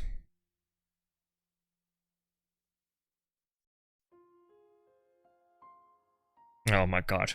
Surely I can kill Easlin. Come on, Turtles, you got this. Leo is gonna nuke him hard, it's fine.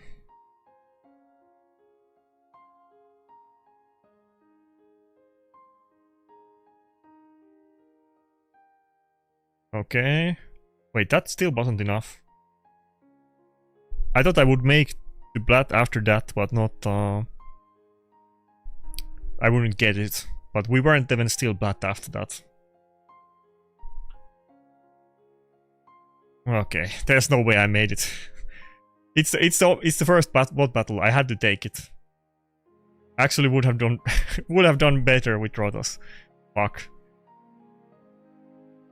I had no time. If I switched now, it would have been over. So, or refreshed again. I had to go for it. Maybe I could have gone first.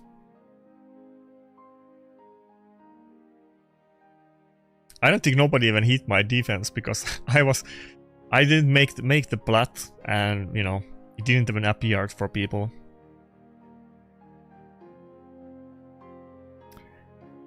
Dude, there was, what was it, like 15 seconds left or something.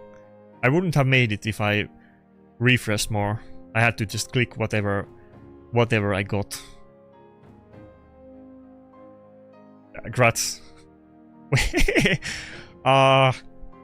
This is kind of funny. What were you saying, KW? I feel like that was calculated. I don't know if that actually counted. Nah, I don't think I made it. There's no way. There's no way. Let's see in the clan. I didn't even get a defense win at the end. Or did it just not... did the last win actually get me to the Plat? Maybe I didn't pay attention. Maybe my points was good enough. But it just didn't update it to gold. From gold to platinum even if my points were above the cutoff. Maybe it was like that. I didn't pay attention. Congratulations, you did literally everything wrong and still got platinum. True. I'm not gonna dispute that, but I still made it, so I didn't make platinum. Did I deserve it? No. Did I play bad? Yeah. You're not, I'm at least I'm better at PR than Big TT. I'm not gonna say that the sky is like, I'm not gonna say that the sky is black or whatever. I'm not gonna make too many excuses. If I'm gonna make excuses, they're at least gonna be defendable. What did I score? 3,954. The funny thing is that the cutoffs are so small, like the differences. It could totally be like rank 400 or even 300 something. And I was just fighting one-man defenses and lost the last battle or didn't get it in time. Because as I've shown in previous like live arena like resets, it kind of depends on weekly, but it's somewhere around 20-point difference between top 100 and 500. And these days with the added loot, there's so many people pushing for Plat, and you know, the account or the champion differences are like big, and there's just so many people that are just, you know, maybe they make it, maybe they don't. See, if I didn't have like an actual, like a real fight at all. Okay, now it's a little bit higher, I feel like this week. The difference between me and rank 100 is 34, I mean not 20, 34, 26. It's a little bit higher than average, or at least on the recent times, but it's still very tiny difference. If I just got like 2 or 3 battles, then that would be top 100, and you know. Blissey, I made it in time. I played terribly, you know. Well, not too much I can do, but you know, I could have played better. I was just farming one-man teams, and I was not doing a great job at that. But I was trying to do the battles quickly. But I did get it. But did I deserve it? Definitely not. But did I do it? Yeah. And you know, is the difference between mine and Big DD's account like 42 points? Definitely not. So there's my excuse. There's my Big DD. There's my Big DD excuse.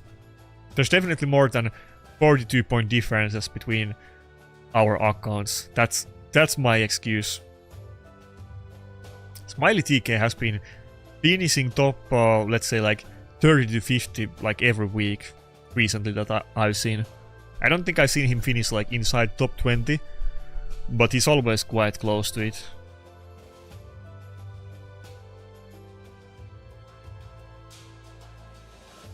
Yeah, it would be kind of funny if I finished exactly 500. That would be good content. I don't think I ever gotten 500, but I kind of... Wait, didn't I see Cruisen before? Is there multiple Cruisens? I kind of wish I did get... Okay, that's another Cruisen. I kind of hope I did get top 500. Wait, there is Ash. Ash got rank 38. I was talking with Ash, I want to say yesterday or 2 days ago. You know, he was saying that his clan is doing well. They have multiple people pushing for Plat, and I think Ash was like top 30 last week too. I think I saw it. Maybe even top 20. Like maybe he was like 28 or something like that, but quite high. Oh, he's been multiple times Mirin man. I've seen him. I look at it every week, and I think I see him almost every week at the top. He seems to get like similar ranking every time. Niklaus, the Talk of the Town, is rank 21. How many Cruisens is that? That's the third Cruisen. We don't know which one is which one, and I don't even know which one is his account, because I guess he changed the account. I don't know which... I have no idea what player power is Cruisen.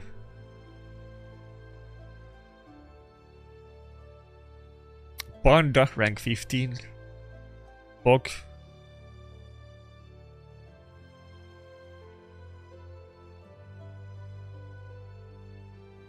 Well, I was like, for a second, is that Neve? But I don't know if that's the Neve that I'm thinking about, but it could be.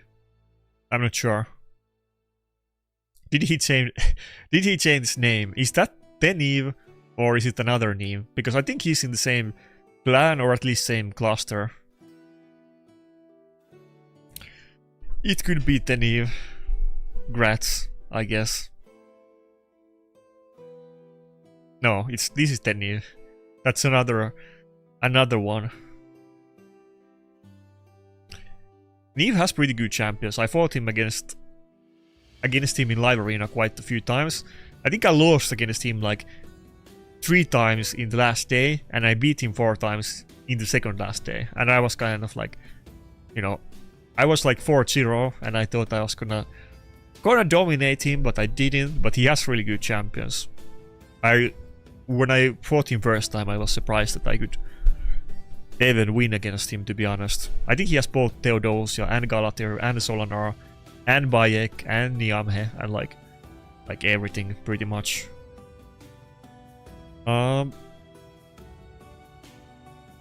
What are these names? I don't know if there's some meaning this. I've never seen this name before that I can recall.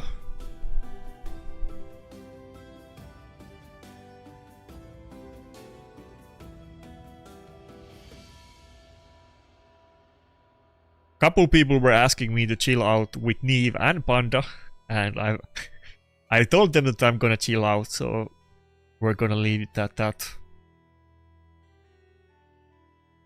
Neve made a statement that he does not support cheating, and he doesn't agree with the history, so we'll let it go. Well, he made it by proxy, but we'll take it.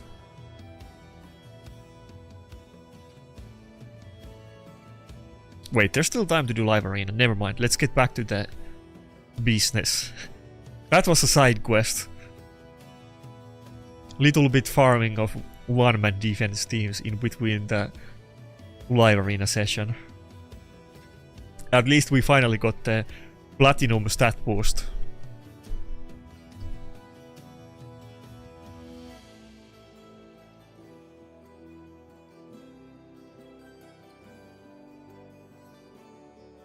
But I feel like I do way better in live arena than classic arena. It's a little bit weird. Classic arena is supposed to be a lot easier game mode, because you can like fight sitting ducks and they can't change their teams. Before it hasn't been like this. Classic Arena should be way easier. I'm starting to doubt myself, like what am I doing wrong? Because really, Classic Arena should be way easier. Definitely not back to the domination in Classic Arena.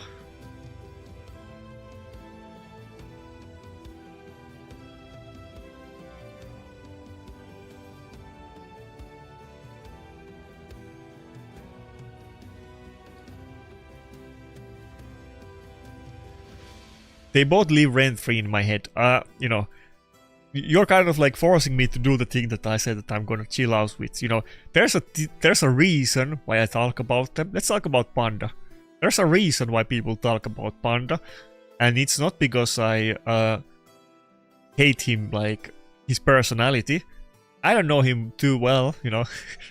He always kind of disliked me, or you know, I might have talked about him before we even had any private conversations, but well, actually, I forget. He used to be friendly at me at one point. Even after I talked, you know, a lot about his history. At one point, he even invited me to his clan, and we were kind of friends with we were friends with him couple months, maybe like a half year or something.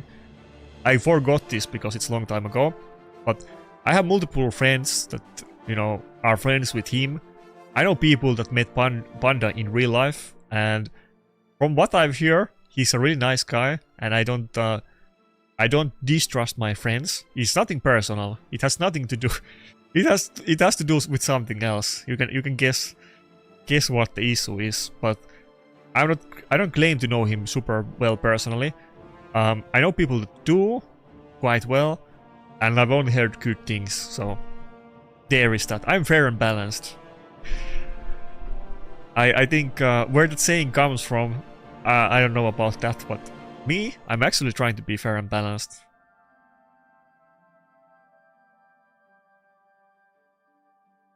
I don't know what to pick. Just go double reviver.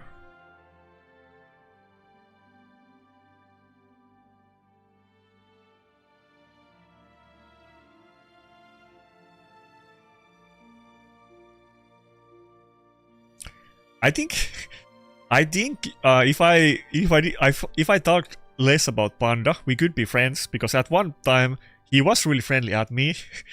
But every time I have direct or indirect discussions about with Panda, it either starts with him talking about me publicly in official Discord or his clan, and you know, basically making statement to other people to forward to me that like fuck Shinny or something like that, or he says that to me in DMs. But I don't really talk with him often. I don't really like harass him in DMs. Okay, let me double check. When is the last time I have messaged Panda? It's not like I harass him, but I don't think our friendship is that you know, I don't think it's gonna be better anytime soon. Okay, I have talked with Panda this year. I forgot about it. Yeah, he wasn't happy when I talked with him in January, so I don't think there's gonna be a comedy sitcom about me and Panda anytime soon. It is what it is.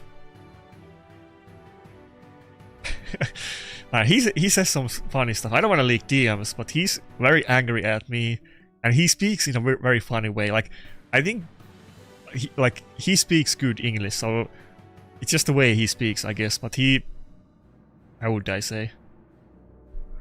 He says some funny things. His banter is sounds a little bit atypical.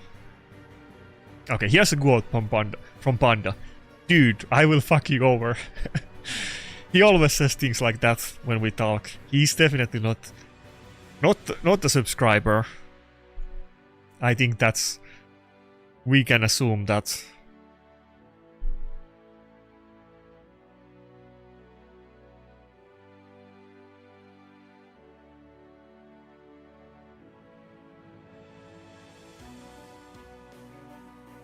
It's kind of fun to banter with, because he talks in like a very fun. He gives like insults that are kind of really bad, but they don't sound bad because they're like really funny.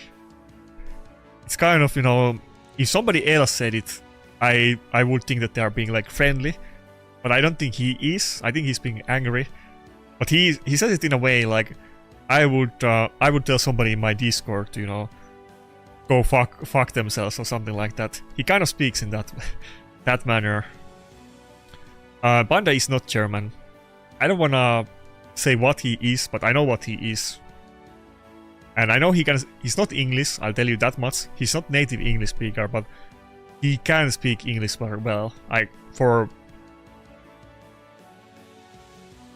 You know, he has lived, potentially lives in English speaking countries, so, you know, he definitely knows how to speak English. But he's not native English speaker. I'm sure he speaks a lot better English than me. Let's put it that way. So his English can't be bad. It has to be as good as you can be at English without it being your original language. Oh, come on, Vito. It's against the rules. So in my Discord, too. You're not allowed to say it. Doxing is against the rules.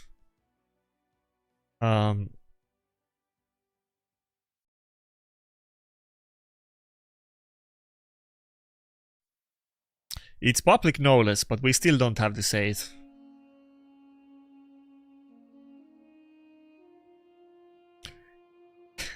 I can't even delete your comment. I can only ban you, which I'm not planning to do, but I can't even delete your comment. How does that... How am I not able to delete comments from my original, from my own channel? I can't delete it. I can only timeout, ban, or ignore. It's not the end of the world, because like you said, it's very public knowledge. You know, Panda has been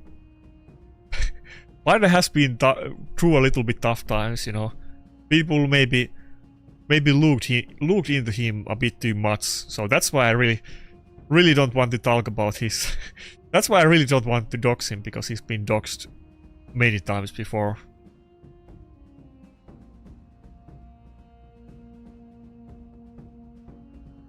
Not that I would do it for the first time either, but it's like it's like extra bad.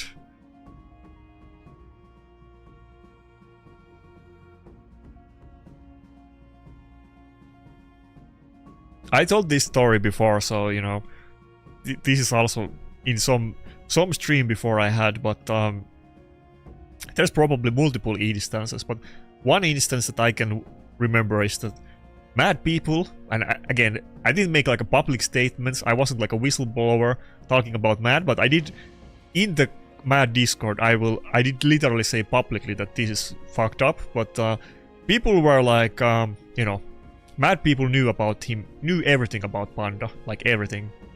I know everything too.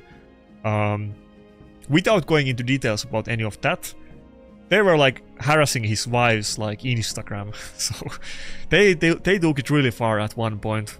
None of those people play the game anymore, I'm pretty sure. At least not the main people that were doing it, but they were like, you know, they were really going after Panda. This is like before I made content. This is from years ago. But, you know, the entire mad Discord, or multiple people from the Discord, were like messaging his wife's Instagram and his LinkedIn and other things, you know. They took it a bit too far.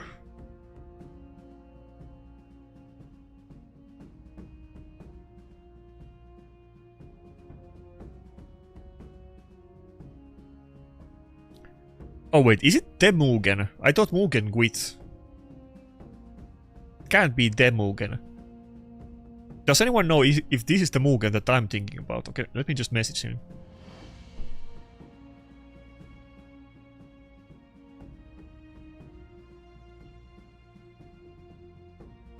The Mugen I'm thinking about is the guy that was the leader of CHQ. But this is not that guy, or is it? Let me ask him.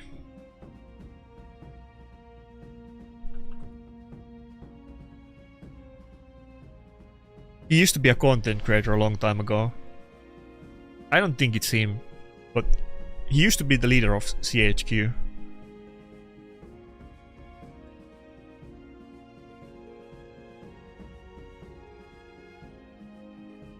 Does nobody know in the chat? I'm kind of curious if it actually was him.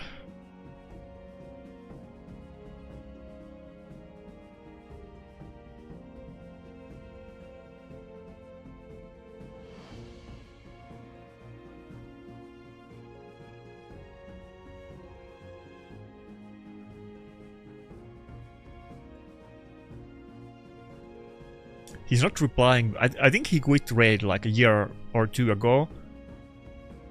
There's no way.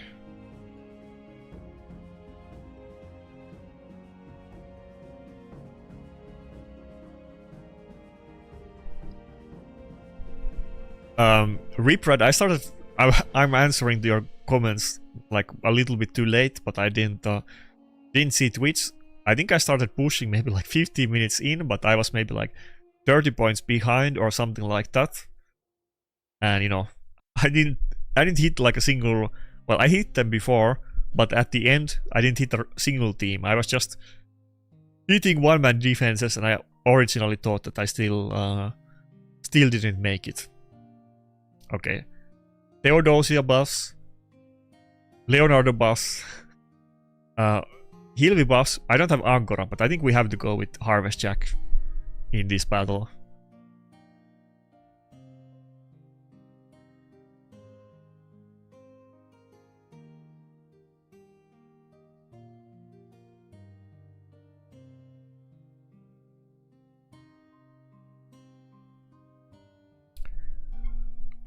Who do I ban? I think we still go Fabian. Ban. Yeah. Okay, that was the right call.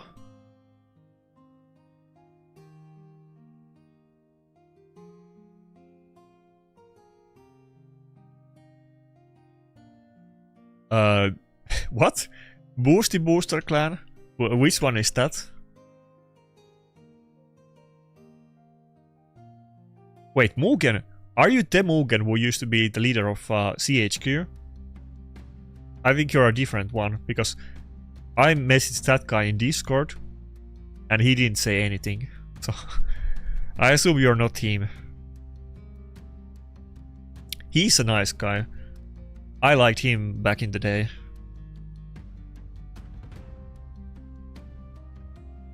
Oh, Lar, okay. I thought you were talking about the last battle. I didn't realize you were talking about the current one.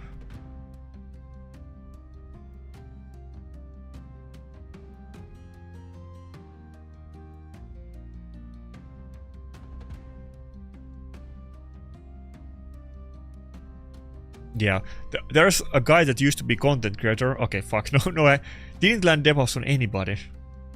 Okay, I put out on a little bit bad time there. There's a guy who used to be content creator and used to be the clan leader of CHQ with your name, but he quit like a year or two ago. Did I just do A1? I think so.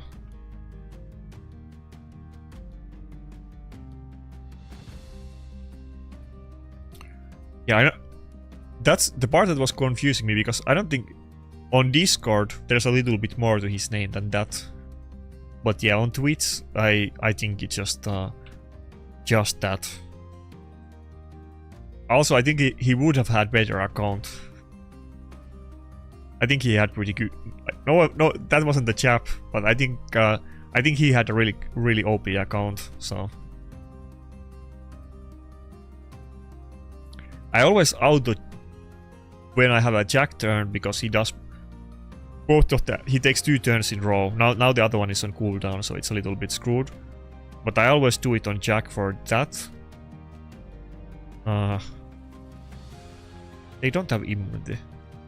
But I kept it on for for too long because I was looking at the chat. That's why Predator autoed. My bad, I'm just chilling. It wasn't that try hard.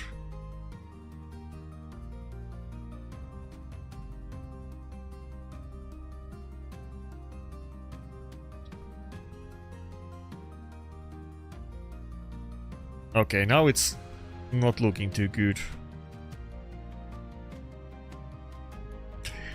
I can't hit the Theodosia at all. I don't have enough accuracy on Jack. I think if I just had enough accuracy, this would have gone completely differently, but I guess my accuracy is too little. Even the Nukers were resisting the Jack. The thing is that I stole a lot of his pieces to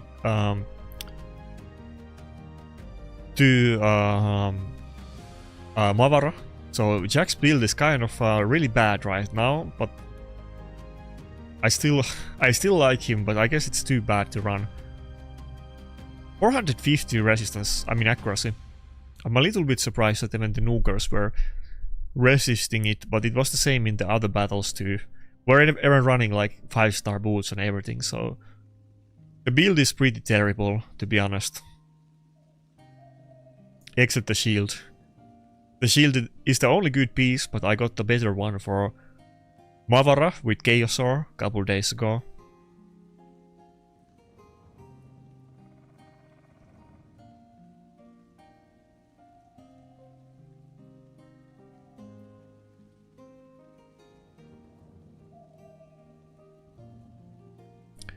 But yeah, today's Platinum push, not my best performance. It is what it is. We're just chilling and farmers out here. At least we got the loot. If we can get the loot a bunch of times and progress in the game, maybe we can do better at some point. Platinum is just out of my league right now. It's not even close. I can barely farm the one-man defense teams.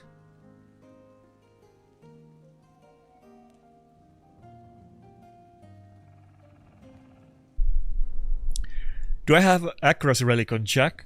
I think he has Wand of Submission, so not accuracy one. It might be worth it. I don't have the what's the accuracy one called? That people sometimes use on Fabian that is mythic. The one that does the same debuff that Solanar also does. That one might be pretty good. Instead of going for a speed relic.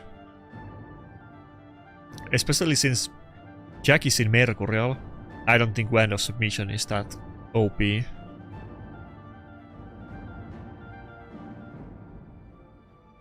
What's the mythic relic that I'm thinking about? It's like Mind of something, or Mind of Margwat. Was that the one? The green head that gives you accuracy and the debuff. Yeah, I don't have Mind of Margwat. If I had it, probably should put it to Jack.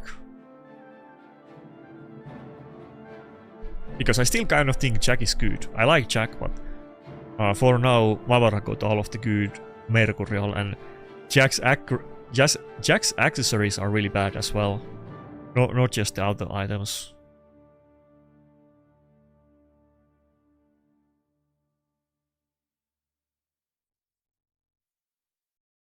I think I can go like full... I could even go Nakarada, but let's just go double reviver. But he does have Marius though. Let's go with Nakarada.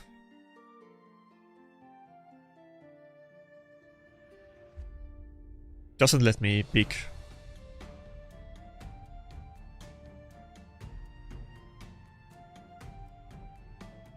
I think I could ban anybody. I don't have to ban the Commodus. Maybe the big brain play would actually be to ban the Marius. I want to see what happens. Okay, he banned the Reviver, but I feel like I can totally beat this team. He's not tanky at all. And I have 2 Nukers. One can dodge. One is gonna have... Well, he's gonna have Necrot protection too, but also Mercurial. And I have a Bolster and a Volcardia card. Surely I can beat Commodus Lockout.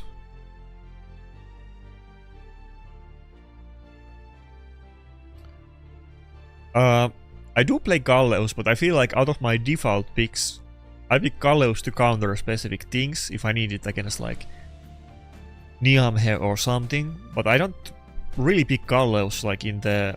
It's pretty much only like a counter pick for me.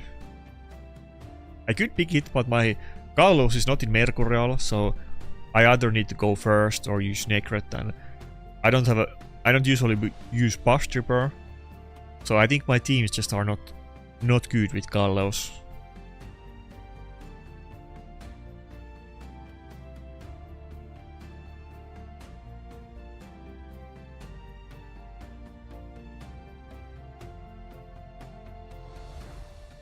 What's my thoughts about Mavara?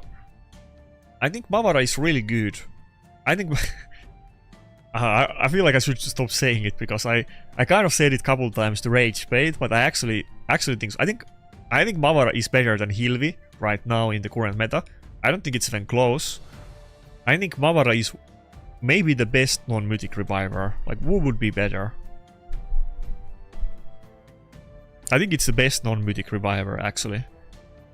It turned out to be a lot better in PvP than I thought. But like, it's more about the other bit. The A1 is almost 100 gems, okay.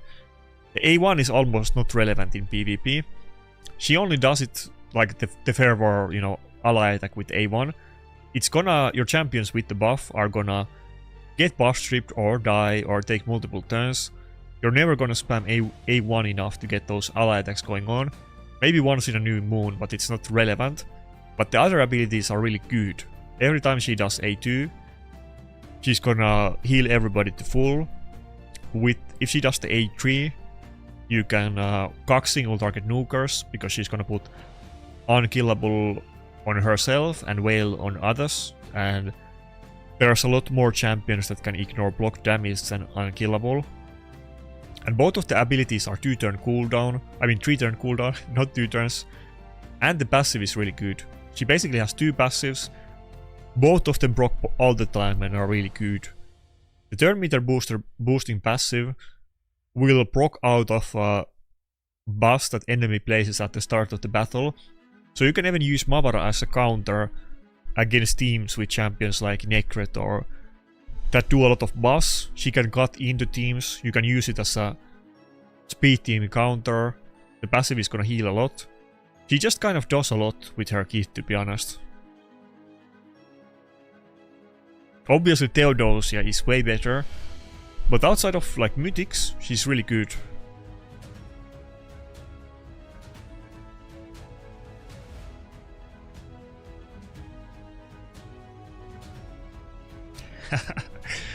Yeah, you guys say what you want. I mean, Hilvi, not very popular, that's all I'm gonna say. Hilvi kind of went out of the meta. I said this, we had the same conversation, I think on the last stream, so sorry for the people that heard it twice, but I think Hilvi kind of went out of the meta. She was really good when Mercurial was new, and people had like no nukers in Mercurial, but they could put like 1 or 2 supports into it. But she kind of got the same issue like Covinus and Nell have been getting. That, well, now he took my Empress, so I can't take a Mercurial nuker against Nell. But when people start getting, I think I go Rotos and Necret. Let's go, yeah, let's go Rotos. I was thinking about Carnage for a second. When people start getting more champions in their team with Mercurial, especially nukers, Hilvi got a lot weaker. So Hilvi was really good for a while. Now she's not. She's used a lot less. That I've definitely noticed. For now, Mavara is kind of really popular and good. She does buffs. I guess Hilvi does too, but you know, in big part, you know, she's a buff stripper and you know, does the buff strip and freeze. But fuck.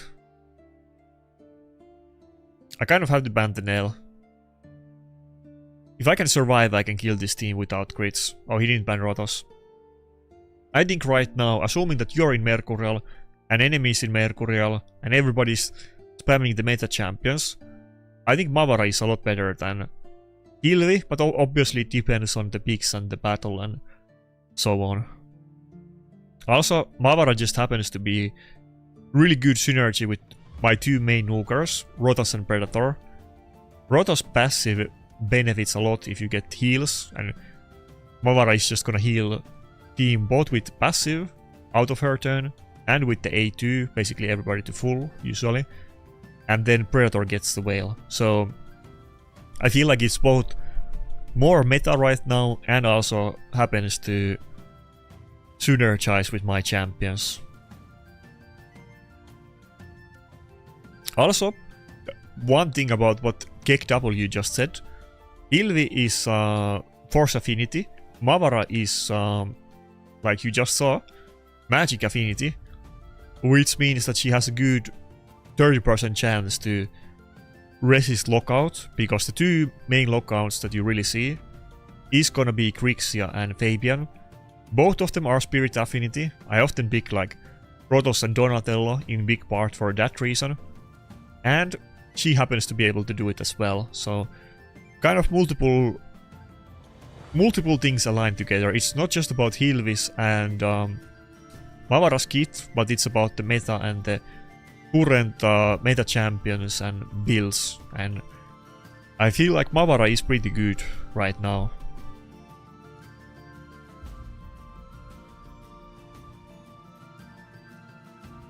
Mavara can be kind of go first champion too. If you pick a speed team against speed team, and they do buffs, then you can cut in with that. I was fighting a clanmate, he kind of wanted to test it too, but he likes to use Necret, he has like Grixia, and likes to use like Marius and Carnage a lot, but also has Grixia and Necret. Those are like some of his main champions. And his Grixia is like 420, I think, or 410 or 420. And if he picks Necret against my Mavara is gonna go before his Grixia, and it's gonna make all the difference, because my Grixia is gonna put resistance buff up, and it's gonna be OP. But it all depends what they pick and what builds they have and so on. So a good champion can be not that good depending on the meta, or like a weak champion or not that crazy champion can be really popular and good in the right meta. So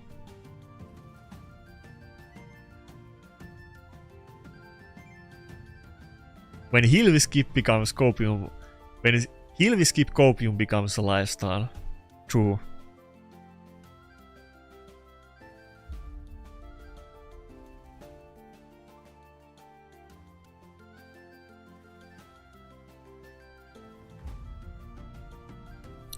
Yeah, Mavara doesn't do it herself, no. She definitely doesn't counter... Well, maybe if you have like ally attacks and you can abuse the fervor buff from A1. Kind of, but not really. Like, she doesn't deal with the enemy Mercurial, but she's an S-tier Mercurial abuser herself, so... Somebody else needs to do it in the team, maybe. Maybe Marius or Carnage or Crew Trax or whatever you happen to have.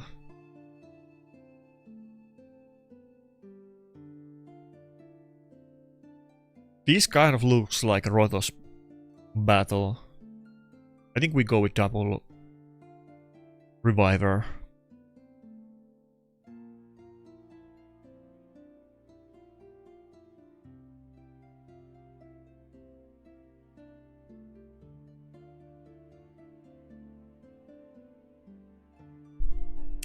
I could pick Ambrose too. Actually don't have to go Rotos. Ambrose could be kind of nice, to be honest.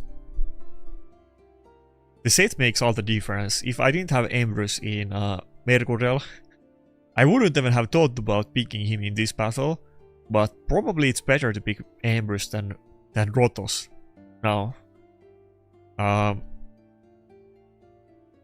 We're not maybe gonna, like, we'll see, but maybe we don't even have to use Donatello passive to survive the first nuke from Marius, and we might survive barely and able to health swap and block revive it. It happened a lot in these battles I had recently.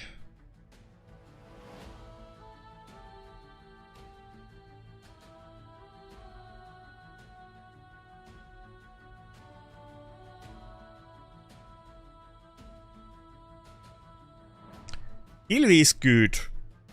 She's very counterable, very situational. She's not as bulletproof as she was like a month or two ago when people had like one support in Mercurial and that's it, and the nukers were never in it.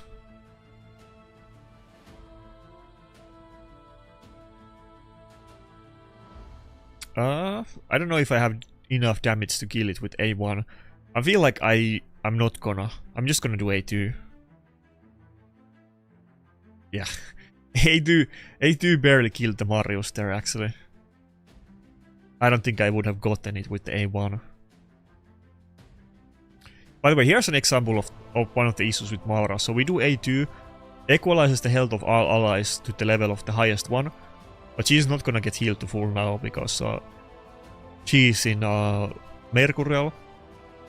She healed herself a little bit with the passive, but the equalization doesn't apply to champions in total card, which may or may not be intended. She would be way more OP if they consider that a bug and change it. But if people are not in Mercurial, she's basically gonna heal everybody to full every time she does A2 in practice.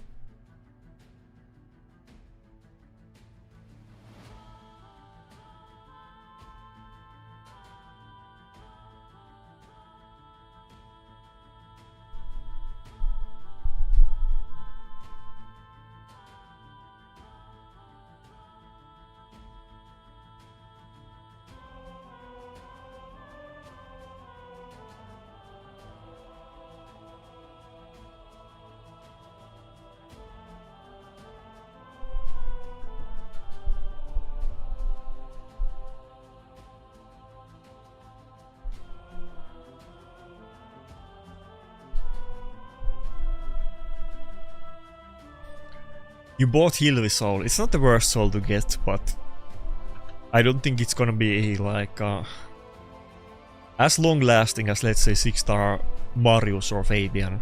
I didn't go for the soul for Mavra either. I don't know how long she's gonna last, and I have multiple champions that I'm gonna go for 6-star soul before it. And I did skip her as well, so maybe later on you guys can talk about me skipping the soul for Mavara. That can be the next line of arguments.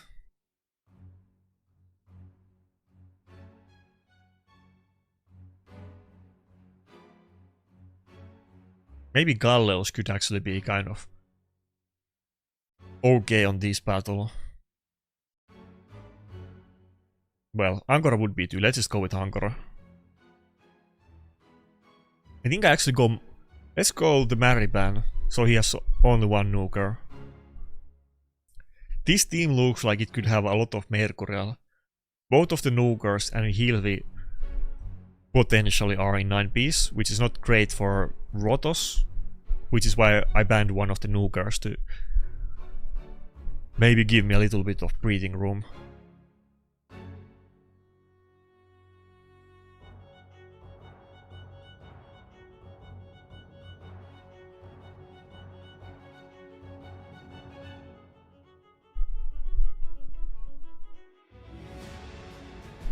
One thing that I do need is champions that can deal well with Mercurial, and Marius and Carnage are those, and kind of Vestiel too. Those are all priorities that I'm planning to use a lot, but before I have them in their proper builds, they are not worth to use yet. But I mean, I do use Carnage a lot, but if I had him in Mercurial, I would pick him almost every battle. I think I would pick him basically every battle, and I'd maybe go triple nuker more often with Rotos, Predator and Carnage, but I would just pick Carnage if I had the Mercurial.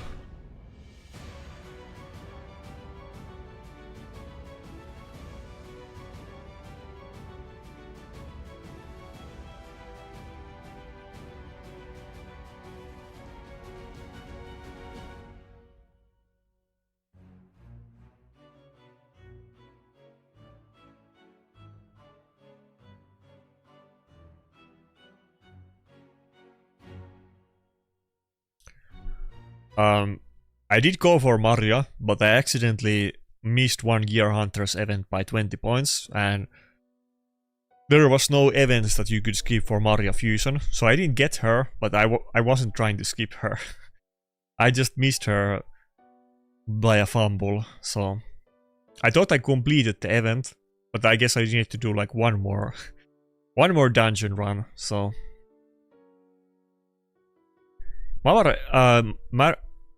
Mary is good. It's not the end of the world not having her, but if I had her, I would use it. Well, actually I wouldn't use her right now, because I don't think I have the accessories on Undead. But it would be like Carnage that if I could do 9-piece Mercurial, I definitely would use her. But I can't. I actually can't do it, and I wouldn't use her at all without Mercurial. I still do use Carnage.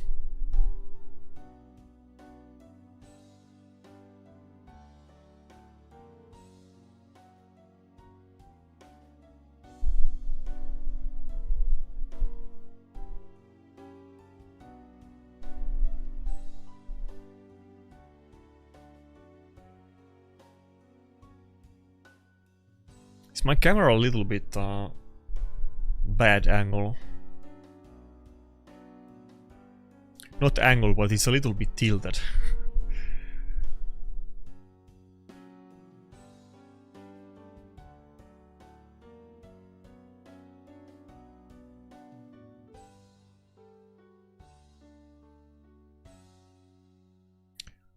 Okay, a lot of bus trips with Ezio and like a full speed team. Doesn't seem that crazy, but he has some good champions like Grixia.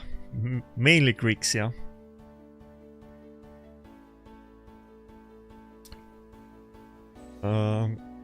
Maybe I go Embrus and ban the Hilvi.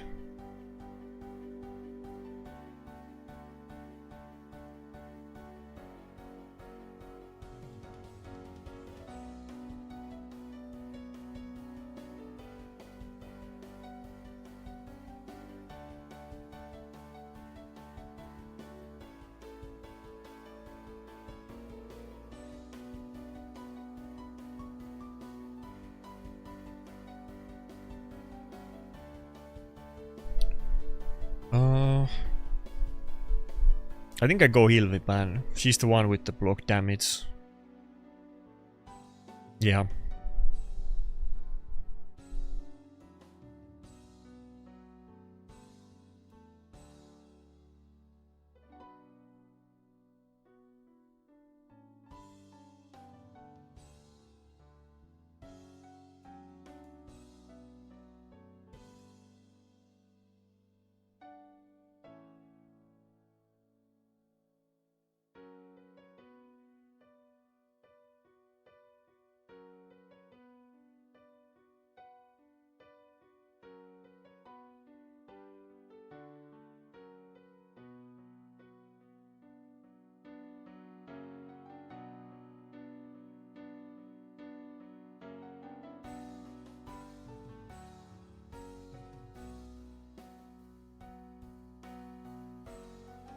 It's getting late. I'm kind of going to sleep at this point. I'm not gonna lie. The words per second are calming down.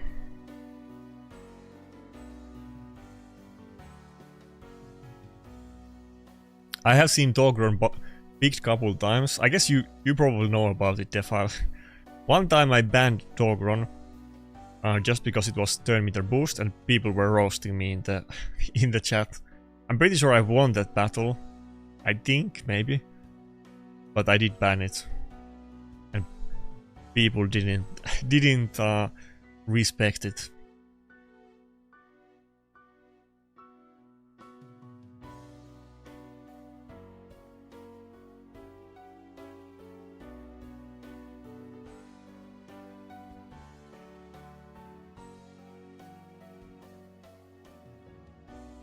By the way, speaking of clan boss, the coalition boss is gonna end in, I wanna say 2 days or 1 day.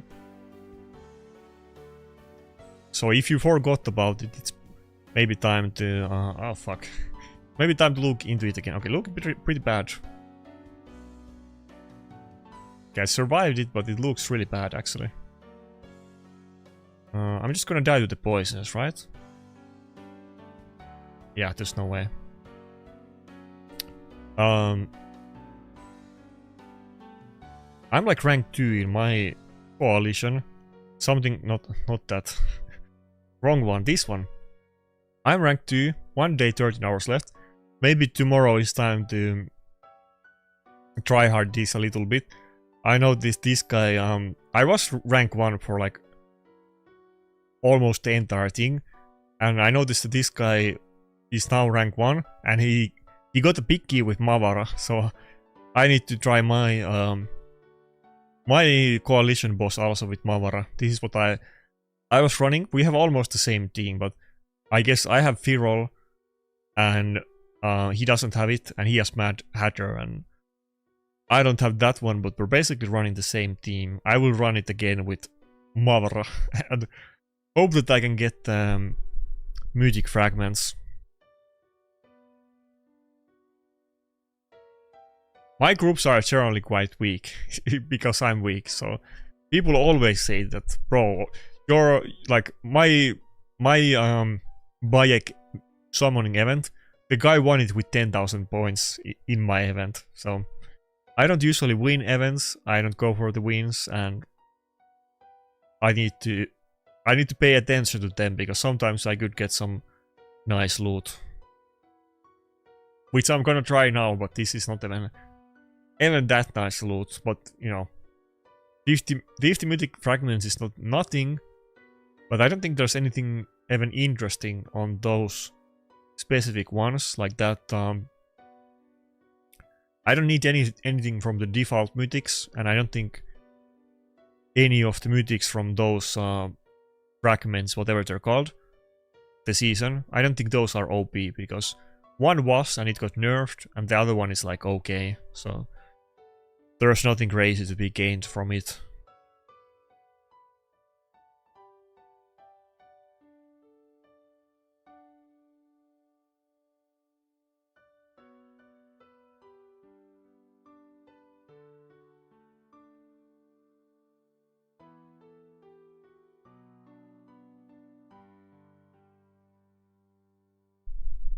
I can keep in mind that I did my teams in like the first couple of days. I haven't touched them for like 3.5 weeks or something, so I'm sure I can do a lot better now with Mavara.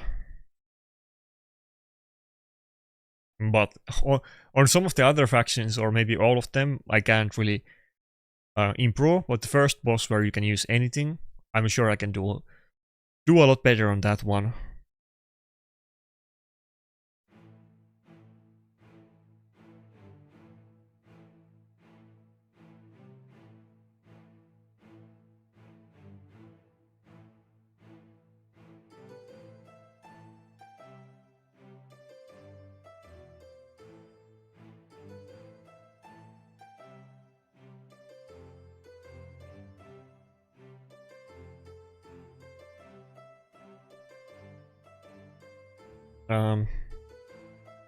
Definitely gonna go for Komedo Span.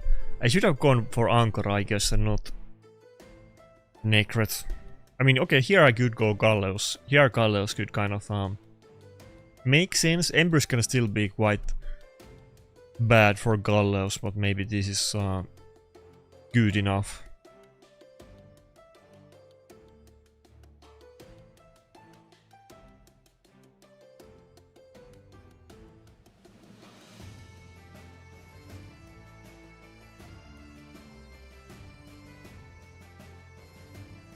Yeah, it's 1 AM for me.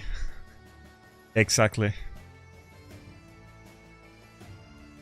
Not that I'm like I am a night owl, but it's still kind of late. Usually, you know, this is the time where I start like, you know, derping and watching videos, and I'm not like actively gaming. But I always stay up late for the Plat push on Sundays, obviously. I usually still like, I mean, it's not like I go sleep like 8 p.m. I'm usually awake at this time, but about to go to sleep.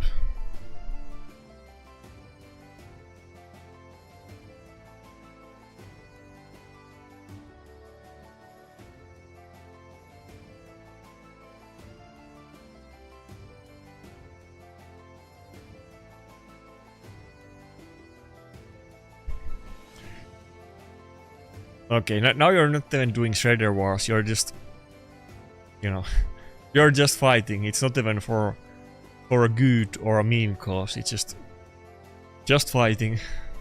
Chat PvP.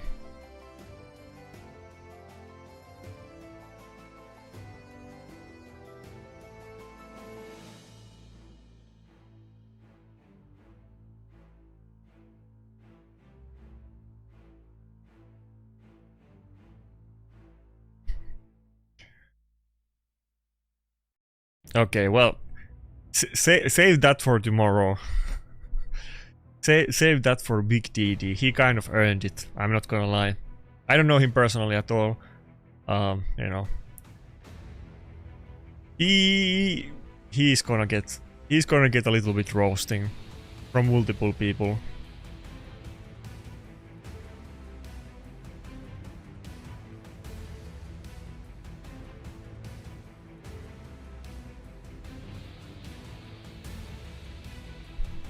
Does my plan still plan to cheat this upcoming live arena season? Not as far as I know. I mean, they don't talk about that in the chat. It's a couple people that did it, and again, I cannot know any of these things for a fact, but their perspective, and I've said it in my videos, I've told everybody's perspective, but their perspective, it's two people. They think that what's his name? I just talked with him a while ago. I can find it in DM so I don't say the wrong name. Where is it? Oh yeah, Blaze. There's two people, Lemberg and Blaze. Their opinion is that Blaze would have won rank 1 last season if Mad didn't boost. I don't know that for a fact. I don't think anybody does, but that's how they feel about it. So, you know, that's how Mad feels about it too, and that's how Niklaus feels about it. But you know, they think if nobody was cheating last season, they would have won, or Blaze would have won, and that's why they feel like it's justifiable justifiable revenge against Mad.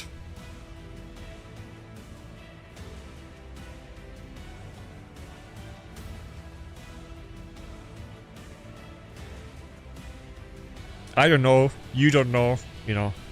I'm just telling you what they say.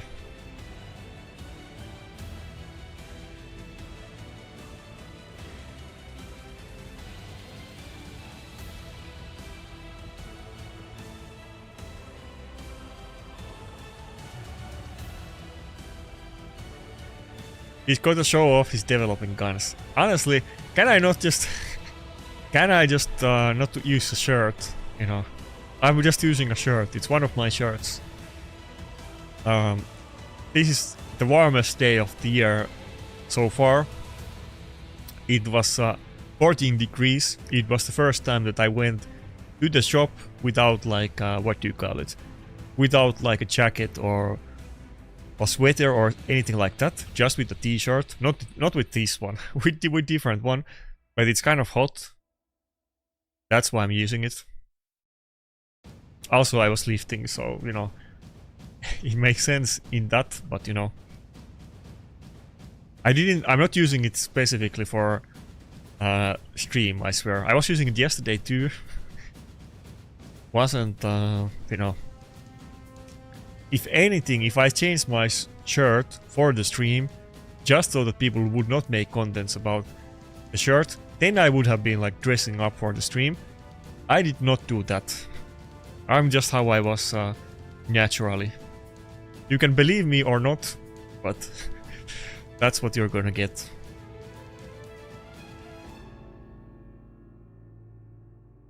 We need to do a Shredder only tournament. That's what we need to do.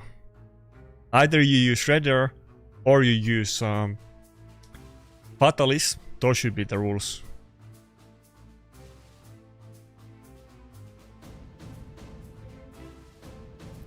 Kaleos is getting cocked by the, by the Empress passive. Too bad. He has double reviver, including block damage.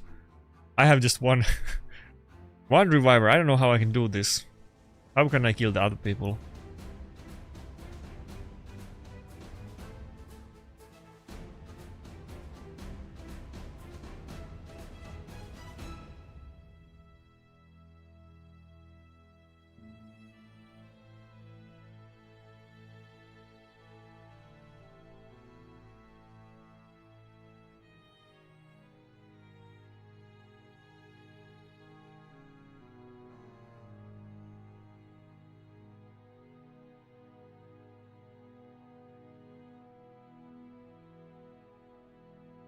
Okay, he gave me a shield. That might actually be good. Maybe I can survive one nuke. No, I can't. Just dies every time.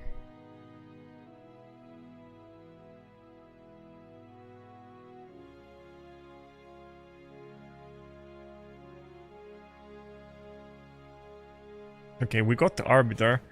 I don't think he has the heal with revive. Didn't he just use it? Yeah, he doesn't have it. Okay, I resisted the lockout with Mavara, with the resistance buff. OP. How OP is that? I'm like full speed and I resisted the lockout. Actually kind of useful.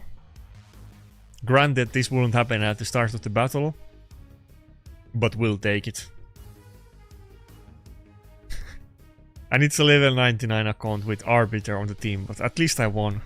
You know, could have been worse.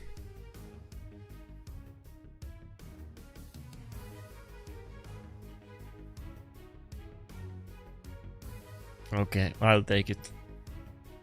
2 losses out of 10 is not that bad. Probably I should have won both of them, to be honest, but could be worse. I even finished Platinum. I think today was pretty decent day. Got the Platinum loot. Oh yeah, fuck, I need to do tag team still. Oh my god. I forgot to put my defense team up last week and I dropped to gold 3 again. Now I need to grind. But I got the Platinum. Tomorrow gonna be a little bit fun. Fun video. Maybe not everybody's cup of tea, but Plat plus a little bit roasting. It's kind of good. For my books, it's a good Sunday.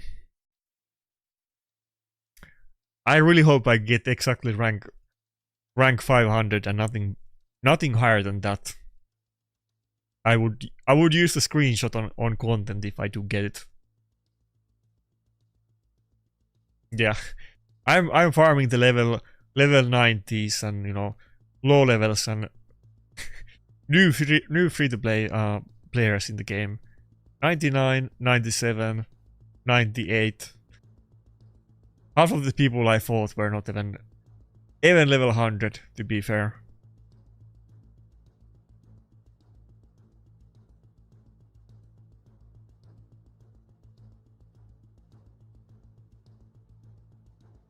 Just wondering, you're going for the wife beater, but still have open hair when it's hot outside.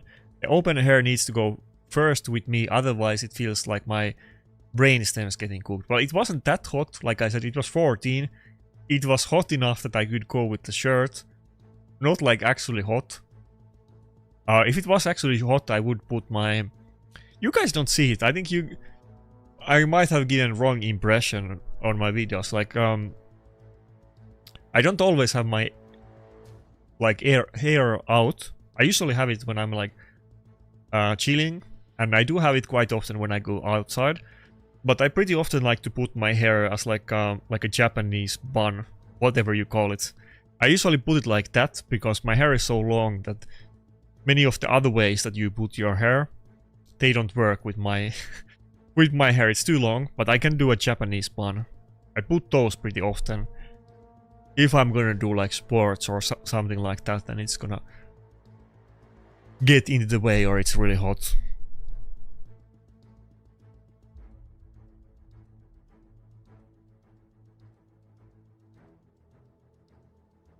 We literally watch Doc Cruise and every content creator run Dragon 20, and if they hit 200 fucking thousand, we know that's a decent damage. 400k, okay. You're still going at it. Shinny does man bun unsubscribe. I thought you were gonna say something completely different.